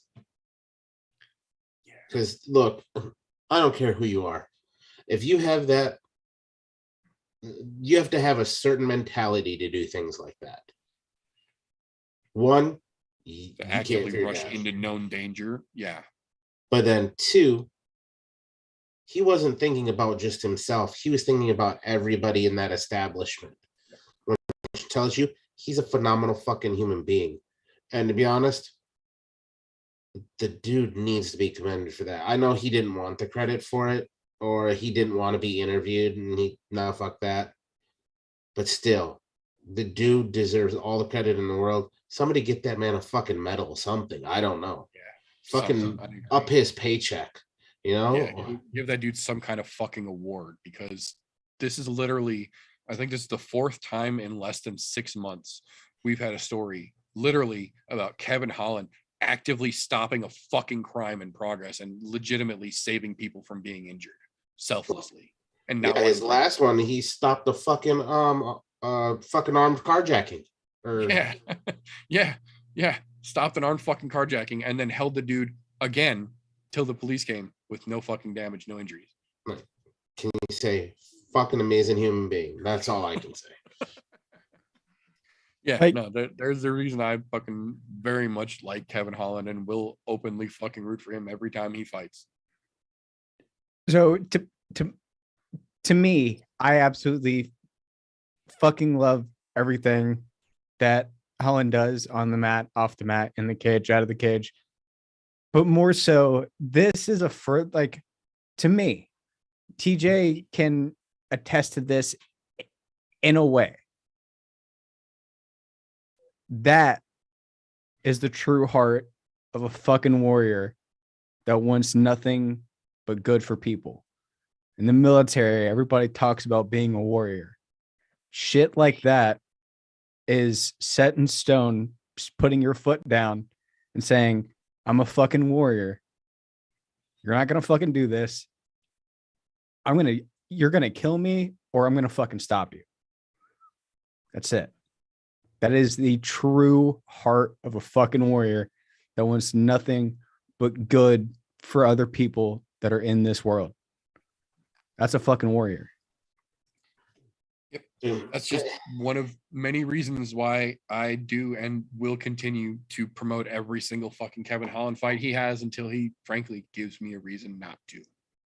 You know, the other thing I will add to this, he probably, out of everyone in the UFC, from top brass to the lowliest fighter, has the most integrity of everyone. Because look, integrity is literally the epitome of doing the right thing when no one is fucking looking. There was no cameras there when that happened. He just went to stop it. That is the legitimate fucking epitome of integrity. He's doing the right thing while nobody's paying attention to him. He's going and saving people. The dude's fucking on point right now. I can't think. I don't even know how to put it into the correct words, but what that dude is doing, fuck, man. If everybody was like that, caveat I could add would be great. The only caveat I could add to that would be he has the most integrity of anyone on the current UFC roster. Because in my opinion, at least, the former UFC member, will say, with the most integrity is currently wearing a jumpsuit right now, waiting a fucking trial. Hashtag free Kane. Fair enough. That being said, though, Kevin Holland's pretty fucking top second.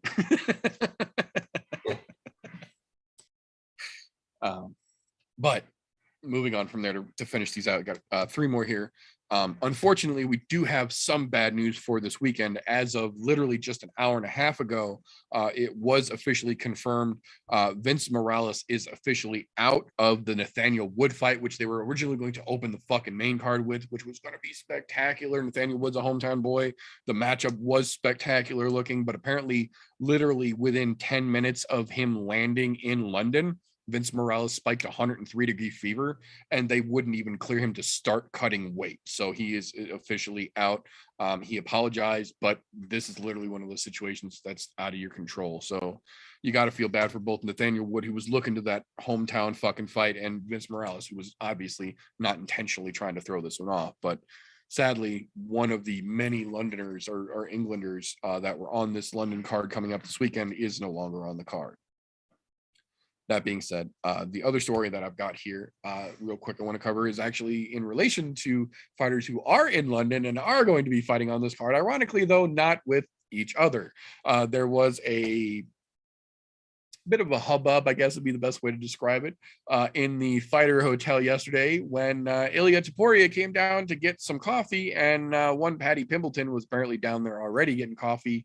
And there was a fucking scuffle. Ilia Topuria went after Paddy Pimblett. Paddy Pimblett threw a bottle of hand sanitizer at him. The whole thing is captured on several different videos. It's quite a oh shit kind of reactionary, real quick little scuffle that gets broken up. But for dudes not in the same weight class, there was no fucks given when the two of them came face to face in that fucking coffee lounge. And look, I'm just gonna say it. We'll talk about their respective matchups on this card in just a minute, but just for argument's sake, for fantasy matchmaking's sake, should someone in the UFC have seen this and go, wait a minute, we should just do that and let their other half square off as well to capitalize on this momentum? First off, no. Second of all, despite the fact that Ilia is fighting at 45 and Paddy is fighting at 55, Ilia is so much bigger than Paddy Pimblett is. Not to mention, stylistically, at least in my opinion, Ilia Topuria would wear Paddy Pimblett as a condom to fuck the rest of that 55-pound division if they gave him the chance to. Just going to throw that out there. It would be funny. Although, after we were talking about it the other day, going back and looking at all the different angles, did you guys notice all of the videos are after the fucking scuffle has already started? Yes. There's nothing showing what actually started the scuffle or why Topuria was going after Pimblett or anything like that. Now, rumors. There are rumors, but I'm not going to go off of hearsay because there's not actual video evidence. That's right. So God only fucking knows what actually took place there. because that's a he said, she said bullshit. Yes. What I'm trying to figure out is why you guys aren't in the same division. What kind of dumb fuckery, Taporia? Why are you trying to throw a punch, knowing goddamn well you're about to get paid to fight this weekend? Pimblett, smart enough to at least throw a bottle of hand sanitizer so he doesn't fuck up a hand and end up not being able to fight, or end up getting into a fight and then getting removed because he got into a fight. Right. But man, the amount of fuckery that was there, it's still funny to me. Yeah. Because of the way it played out. But at the same time, I'm going, there was absolutely no reason for those two to have any fucking beef at all with each other. Like none. You're not in the same weight class. You don't even, is it, maybe it has something to do with the being German fucking British thing. But last time I checked, those two countries get along pretty goddamn well nowadays. That's well, and that's part of the rumors is that one of the, and I'm not going to indulge it, I'm not going to validate it. That's one of the rumors that I have heard. I will say, I'm not going to fuel it, but what I have heard is that there were some exchanges before the cameras were rolling, and it was an international back and forth relating to where they are from. And look, and I get that. Look, it's no different than fucking it's no different than anybody else saying, "Oh, I'm from the fucking U.S. and you're from fucking wherever." It's the same everywhere you fucking go. Stop taking it so goddamn personal if that's what actually caused it. I agree. It's not a big fucking deal. Let it go. You don't even fight in the same class. And if you were to fight, Taporia would have to come up a weight class or two, and he would be a very he looks bigger, but you also got to remember Pimblett fucking. He really bulks up in the off season, so he can put on a lot of weight over fucking night. Right. I'm just saying. But either way, I don't even want a fantasy match make that because I don't think it's ever going to fucking happen. I hope it doesn't really. But it was just stupid and funny to me. It was more funny than, although it was more stupid than funny, but it was still funny as shit. Because it literally, when you see that bottle of hand sanitizer go, my immediate reaction was Conor fucking McGregor. Except for the UK variety. I'm right there with you. I thought the same thing. I had that flashback in my head. I was like, oh, there's going to be a monster can coming next. I was like, the only thing that didn't fucking happen is Pimblett didn't punch an old man in a fucking pub. That's it. Yeah. No, I was right there with you. I had them same fucking flashes. And unless one of these two decides to throw a fucking goddamn dolly through a bus window, I mean, right. I think they're doing all right. Fucking let them make some headlines, fucking make some money for both of them. Because guess what? In the fight business, even bad press is good press. Because it gets your name in people's mouths. So my one thing that I just this happened in the UK, right? Hey, isn't Pimblett from the UK? So you got a bunch of British UK gentlemen in the hotel. You want to try and pick a fight with a hometown hero? That's a good way to let a motherfucker kick through your door and fucking kill you. It's not just one person. They got to worry about all the soccer hooligans too. Oh yeah, true. Say, there's a whole army of fucking yeah, no, exactly. Yeah, one might we'll not get more take into that Taporia, but fucking 10 of them. Pretty sure 10 of them can whip Taporia. Yeah, there's going to be a gaggle for sure. That's a bad move, bud. That's a real bad move. I agree. But on a not so bad move, though, last one I've got here for the news segment. I'm laughing just fucking reading the notes. If you haven't seen it yet, I encourage you to go look. Mike Tyson officially announced this afternoon that he is now releasing an edible line called Mike's Bites. The Holy Ear Collection is now available. They are gummy Evander Holyfield ears with the bite taken out of them. Fuck's sakes. And please, you know what? I know him and Evander squashed all of their shit. Yes. I hope that there are some of those proceeds going to Evander for allowing him to do some fucked up shit. I have a feeling he called him and was like, look, there's no hard feelings and we can make some money off this. Like, Oh yeah, because people will I have buy a feeling it purely Evander for was that. cool with it. It doesn't even have to be a good edible for people to buy that. They'll buy it for the Yeah. fucking novelty. Yeah. And I think he said the first run was like 12,000 or 15,000 packages that sold out in 72 hours. I saw that on Instagram and thought it was a joke until 3 posts below that was Mike Tyson holding a bag. I'm like, oh, this is legit. What the fuck? The video of his reaction when they showed him the first professional production bag, he laughed so fucking hard. The fucking video is priceless. Like, you can see he understands the fucking humor in all of this. And when he saw it, he just fucking lost his shit laughing. It's beautiful in my opinion. That being said, that is all I have got for the news and recent events for this weekend. Either of you gentlemen have anything that I missed there? Got an addition on news from last week. Fucking Karate Hottie went in for surgery today.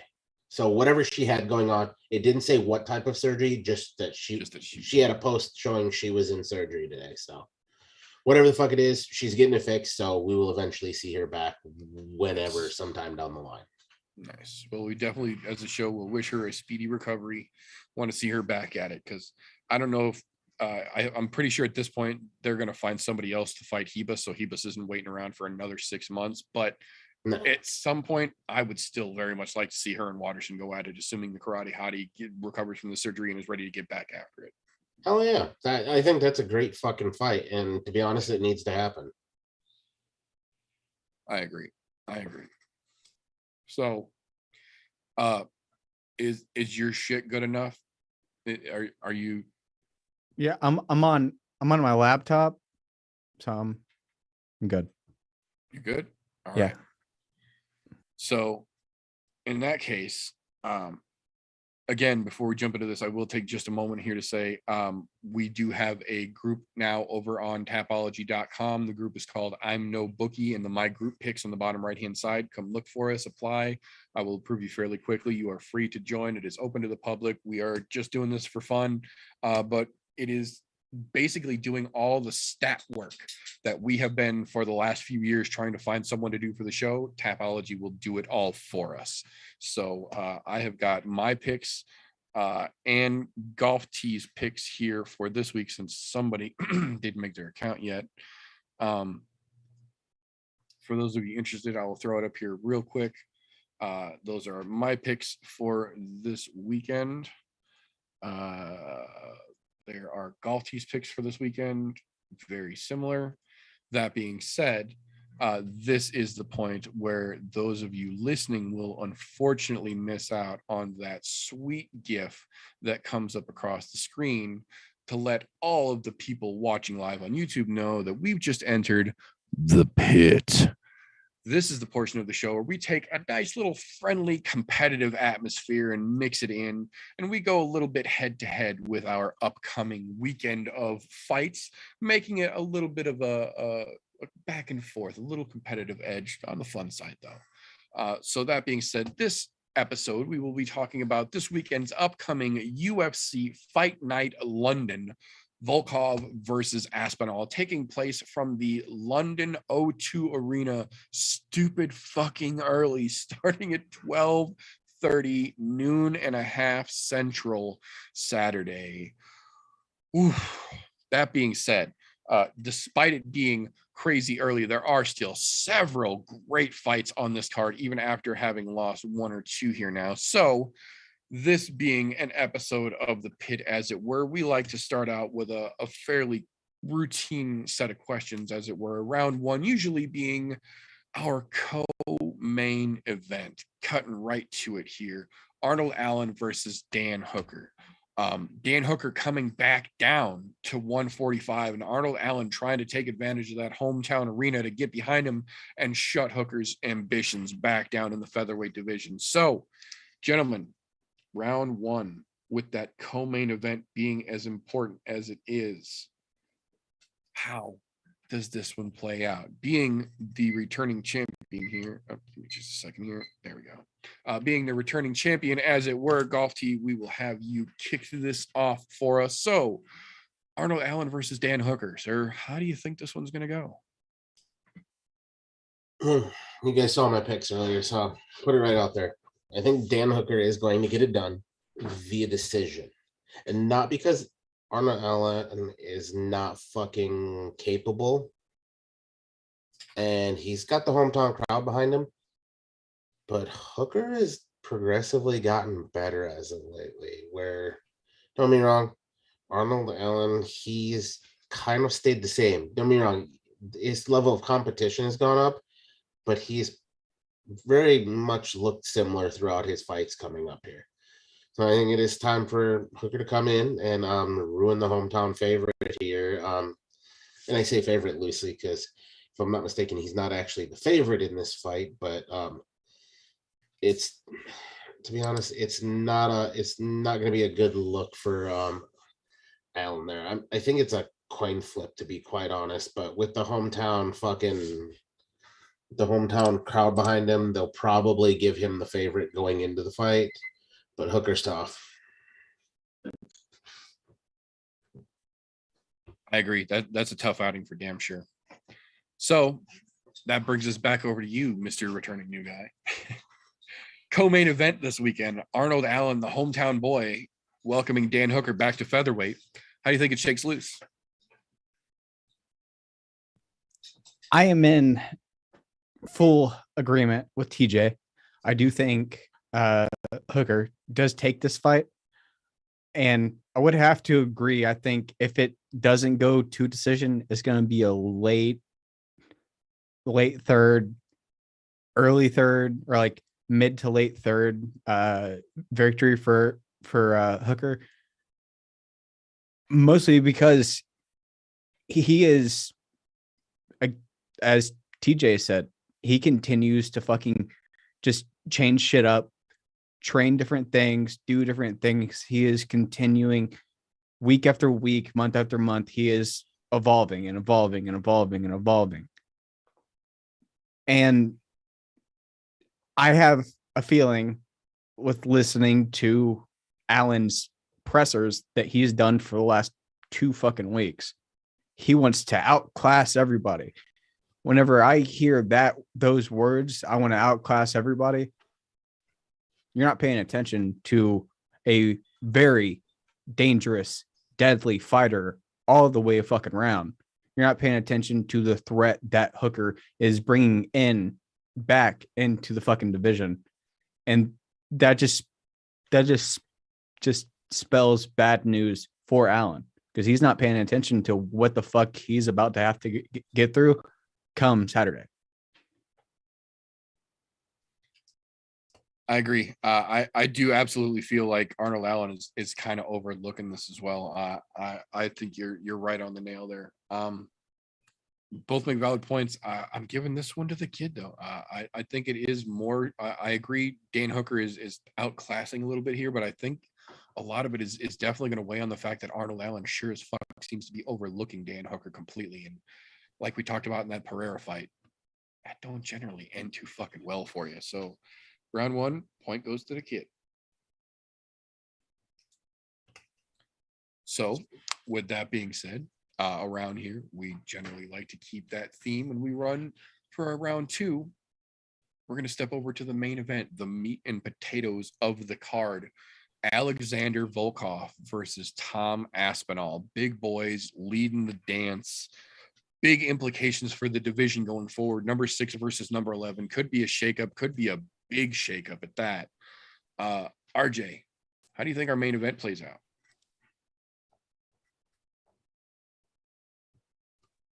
Sorry, I'm trying to take care of some fucking bullshit at work. So for me, Aspinall isn't a slouch, but the level of competition I feel is just outside of where he's at.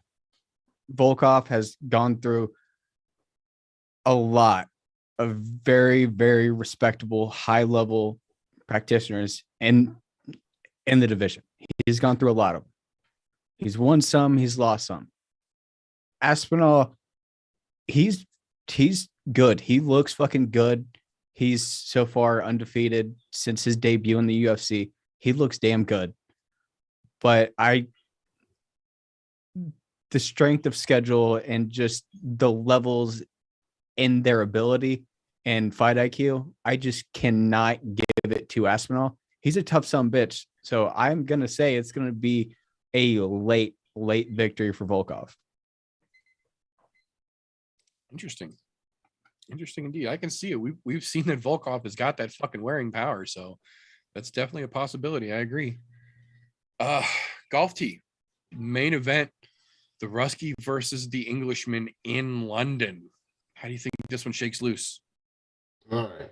Well, start off with, I can't say that I agree with RJ on this one.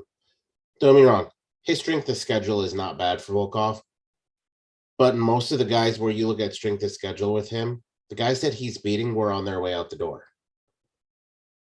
The ones where they were on the level with him, he was getting beating. He got KO'd by a Lewis who he was fucking running for 3 rounds, but couldn't fucking seal the deal. Gets fucking taken out by a young Cyril Gahn coming up. And I say young relatively, but young into the sport.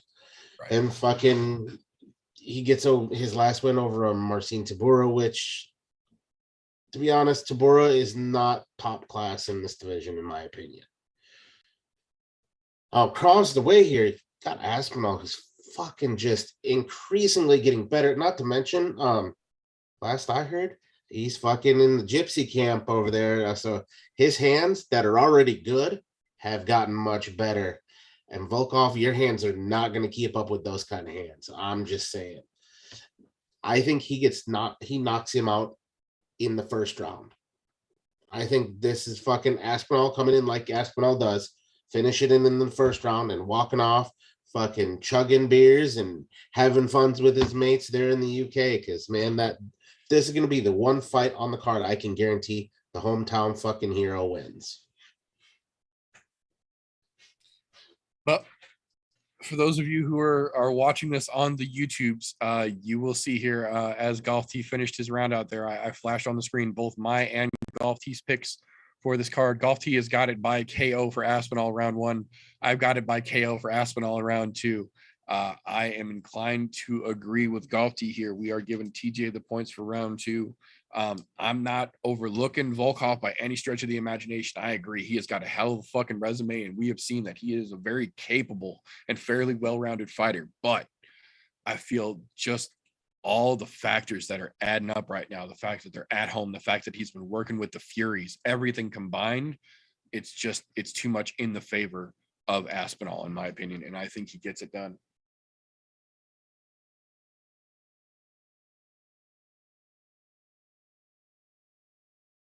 Sorry, I get unauthorized dogs convening in here. That being said, sorry, that was a hell of a fucking distraction. Round 3.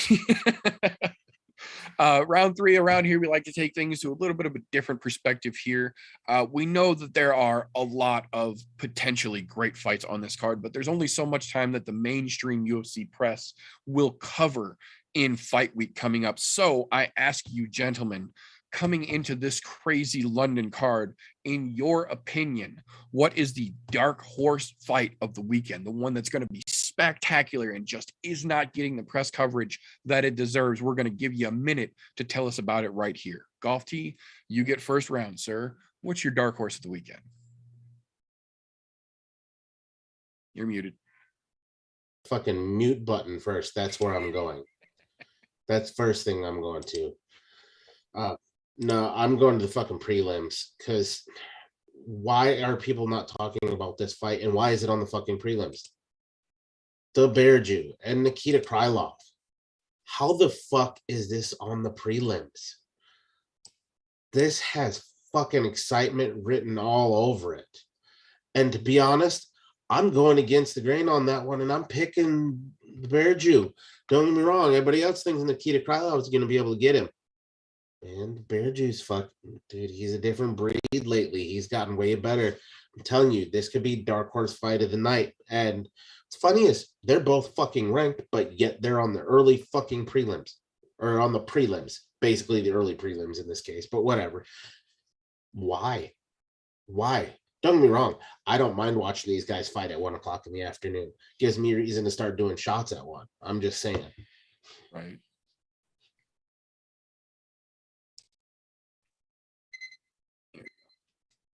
No, I agree. That's a crazy good fucking fight. And for some reason, it really hasn't gotten hardly any attention by the vast majority of the folks doing quote unquote fight week media for the UFC. And that scratches my brain just a little bit weird. I don't know.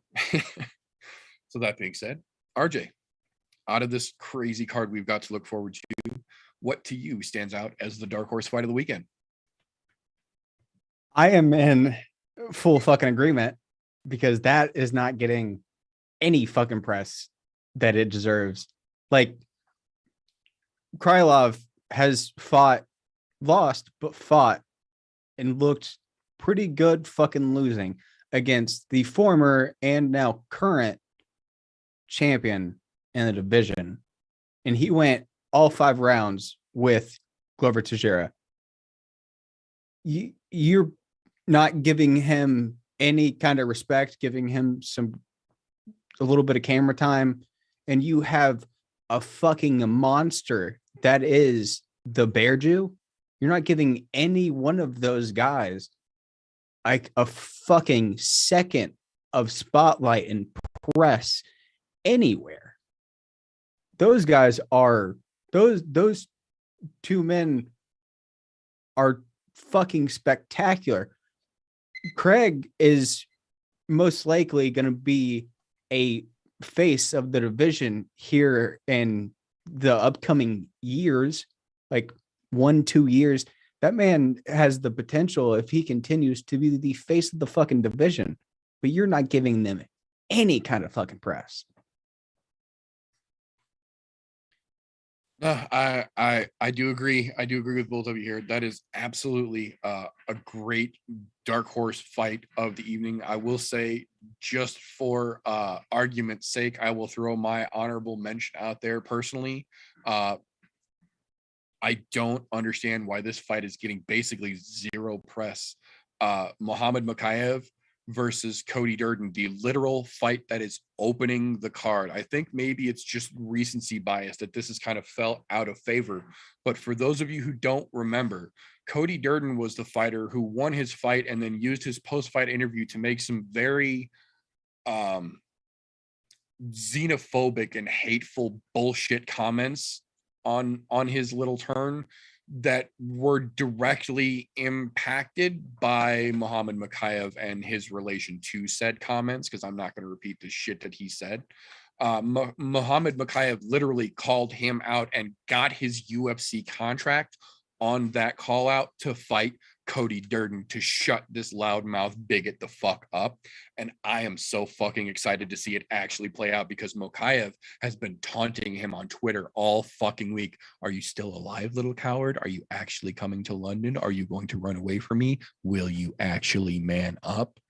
I'm fucking stoked to see that one play out. So my honorable mention is that fight. That being said, I do absolutely agree the Bear Jew fight needs to be getting so much more fucking press than it is. However, I don't know about the whole face of the division going forward. I'm not saying he's not going to be competitive. I'm not 100% sold on that face of the division yet. So we are going to give round 3 to Golf Tee for this one here. You know, it's funny. That being said, my honorable mention one was actually the premier prelim fight, Mr. Finland and Mike Grundy. Because to be honest, that's not getting any press at all. And that's another fantastic matchup right there. And another hometown boy, because Mike Grundy might not be from London, but it's one of those situations where he's quote unquote close enough to be a hometown boy on this card. Oh yeah. There's definitely some interesting shit going on there. That's all I'm saying. Another one to keep your eye on. Yeah, no, I absolutely agree. So that'll bring us to our round 4 of the evening. And around here, we like to take round 4 and flip that coin from the dark horse over to the other side here. So with all of these fights that are getting extraneous coverage, and there are some fights that are just absorbing all the fucking press time, which one is the overhyped fight of the weekend? Which is the fight that they won't just stop fucking talking about, and it's not going to be nearly as good as they're building it up to be? RJ, you get this one first, sir. What do you think? So my pick is completely against what has happened over the last couple of days with said gentleman. I think one fight for me personally that's getting a lot of fucking hype, but it's not really deserved on either side, is the Herbert Topuria fight.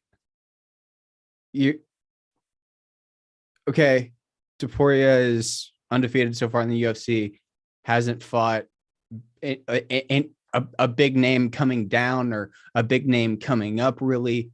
He is in the middle of the stack, and then you have Herbert, who his only fucking victory is over Kama Worthy on a fucking lucky swing, and has got shit wrecked by Moicano, which is understandable. But you're giving a fuckload of hype to Herbert than you are to Topuria, but Topuria is undefeated in the UFC. So for me, it's not really that fight. It's just Herbert. The way it's being marketed. Yeah, they're giving a fuckload of press for him, but not a whole lot of press for the fight in general for Topuria. I can definitely see that. And especially considering the story we just talked about with Topuria making news recently, you would think they would be focusing more on the fight and Topuria than just the fact that Jai Herbert is in the fight. Yeah, I wanted to push that press aside because that happened over the last couple of days. So there's going to be a fuckload of press, but I want to push that just that to the side over what has been put out over the last week before that event happened. I can see that. All right, well, then that brings us over to the other side of the house here. Mr. Golf Tee, of all the hyped and overhyped fights that we have got several of on this card, which one to you stands out as the most overhyped fight of the weekend, sir?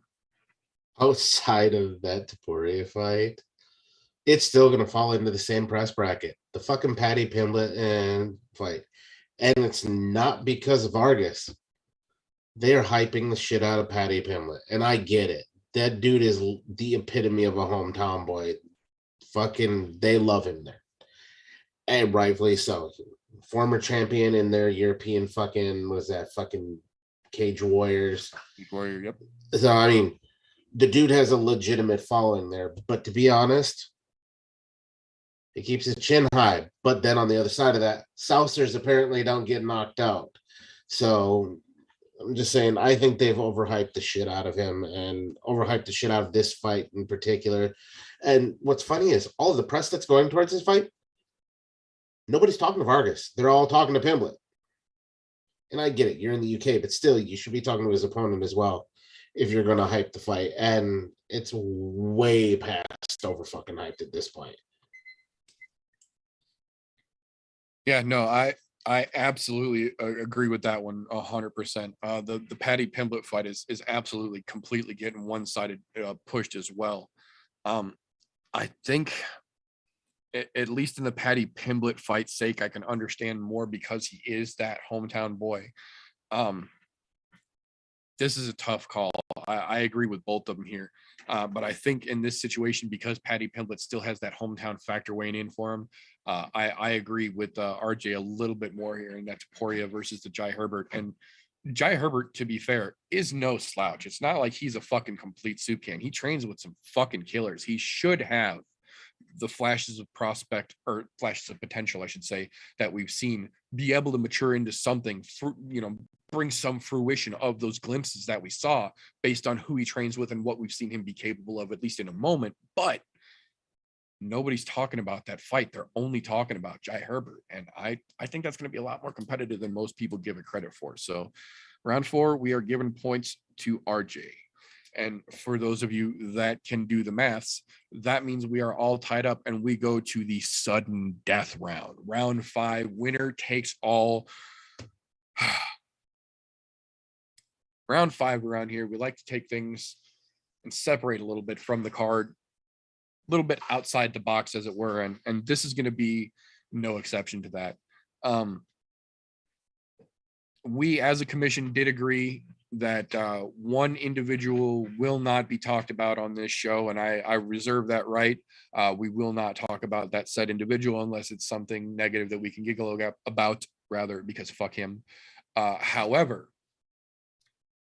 there is a gentleman by the name of Logan Paul who did a very legitimate interview with one Dana White this last week and genuinely got, I would argue, more upfront and honest information out of Dana White than most quote unquote professional journalists have in the last 6 months. And one of those factors being Logan Paul has legitimate interest in MMA. Now, I'm not saying that it was the greatest, but he did have a boxing match with Floyd Mayweather, and he does have a legitimate wrestling background, and he is a genuine athlete.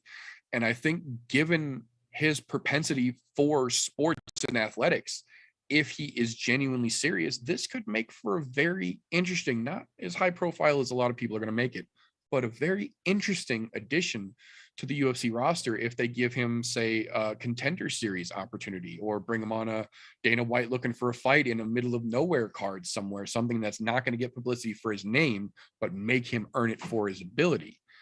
So my question to you, gentlemen, knowing what we know potentially about Logan, fuck his little brother and everything he fucking represents, is there a genuine chance we see Logan Paul strap on a pair of Viper sponsored UFC gloves in the future? Now, Golf T, as the reigning champion here, we will give you champion's prerogative. You can choose to answer this question first or pass it off to Kid. How would you like to handle that, sir? I'm gonna let the kid go because I have a very, very short answer to end on. All right. So, RJ, that brings it to you. With everything that we heard from this crazy fucking interview and all the stranger things we have seen play out, do you think there is a chance that we actually see Logan Paul lace up some UFC gloves sometime in the future? Now, I actually had a conversation with one of my friends at work about this, and he was pissed off with my answer. I'm pretty sure one of you might be from my answer, but the way I get to said answer, I don't think he'll be mad at. Now, that being said, as Meter just said, Logan Paul is 100% definitely a game fucking athlete. He was a wrestler in high school, college, all that sort of shit. He was a legitimate fucking wrestler. Watching what he's done, getting in shape and becoming, without a doubt, a boxer, not a professional boxer, because he had his fights with KSI and Mayweather. I would not be upset if Dana White gave him a shot, not on the Contender Series, but on Tough.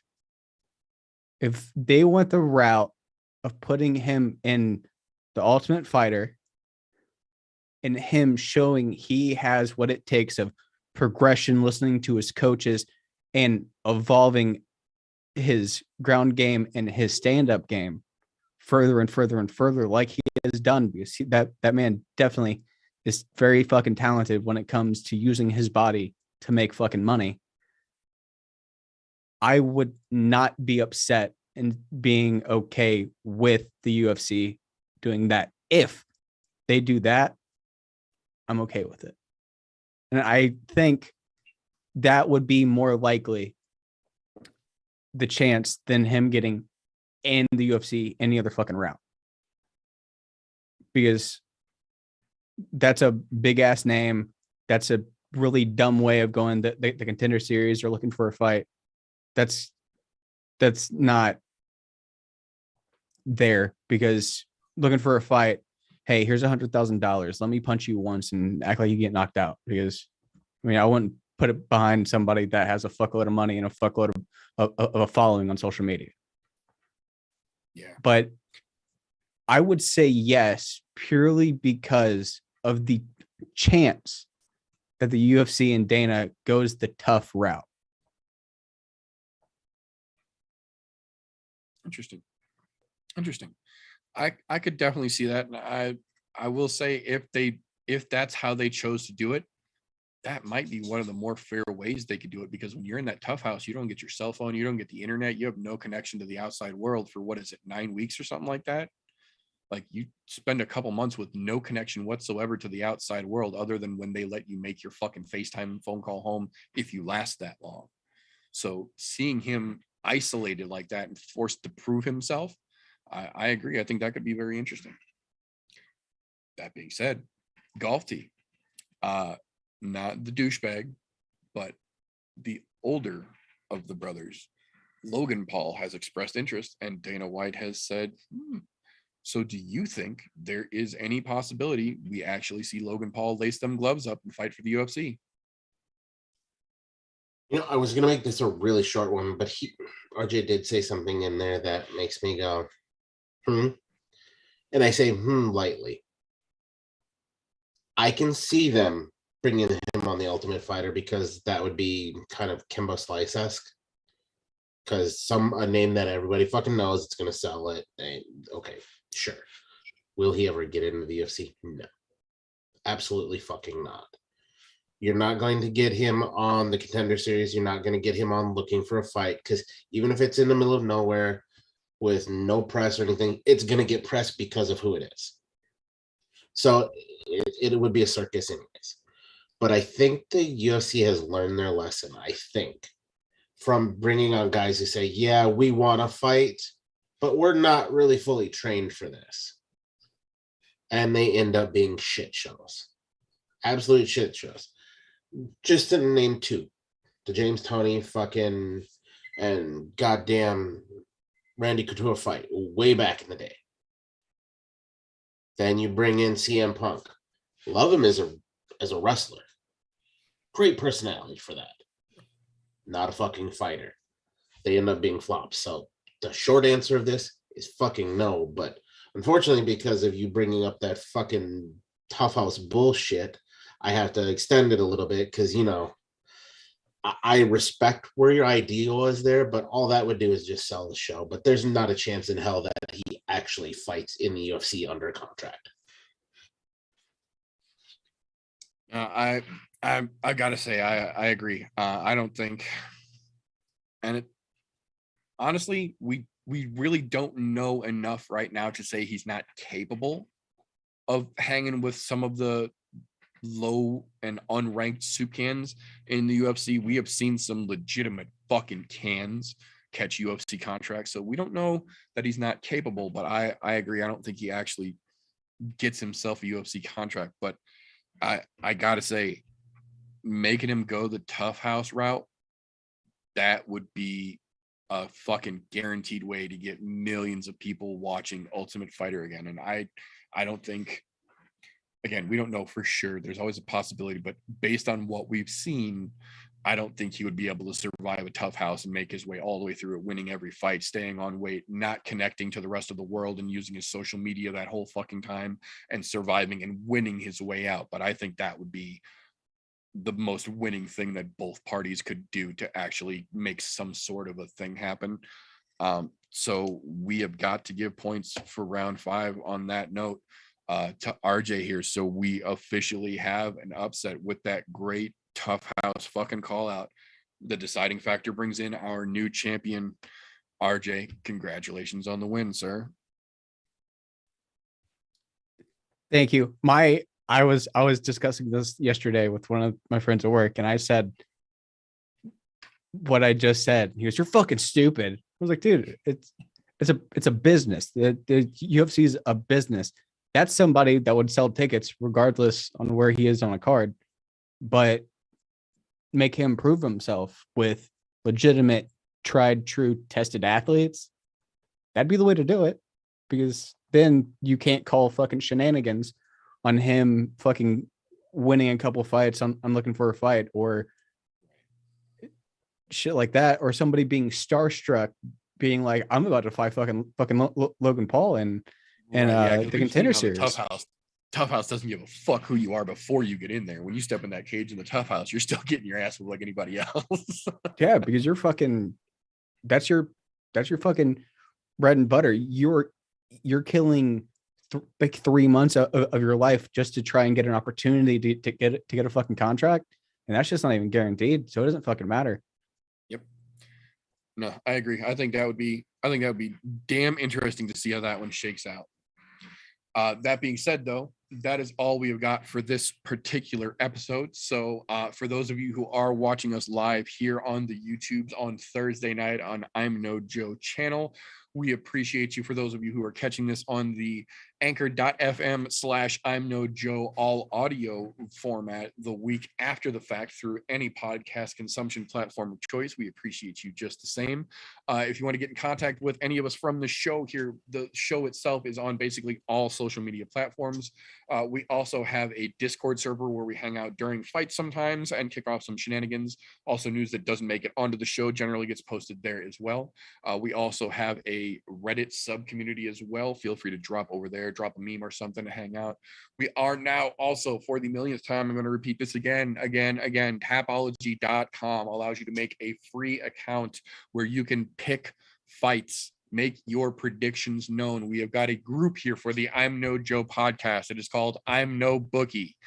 Tapology.com/group/965 is the direct link, but find it, apply. I keep a fairly constant eye on it.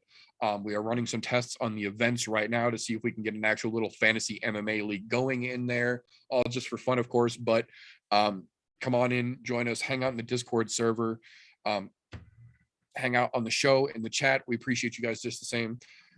If you don't like what we do, first off, why the fuck are you still this deep into a podcast? Give us a thumbs down and fuck off. We're not even going to dispute it. If you do like what we do around here, make sure you're subscribed on whatever platform you're watching this on. Give us a thumbs up if you appreciate it. Make sure your notifications are on so you don't miss an episode. If you want to help us do what we do around here, the best way to do that, patreon.com/I'm No Joe. Helps us do what we do, gives you access to behind the scenes shit, unaired and literally unairable footage that only the Patreons get to see, and you get your name at the end as an extra little thank you for all of our videos here. That being said, that is all we've got for this particular episode. So until next time, folks, don't let ignorance stop you. You can root for anything. Unless it was Nathaniel Wood's fight at home this weekend.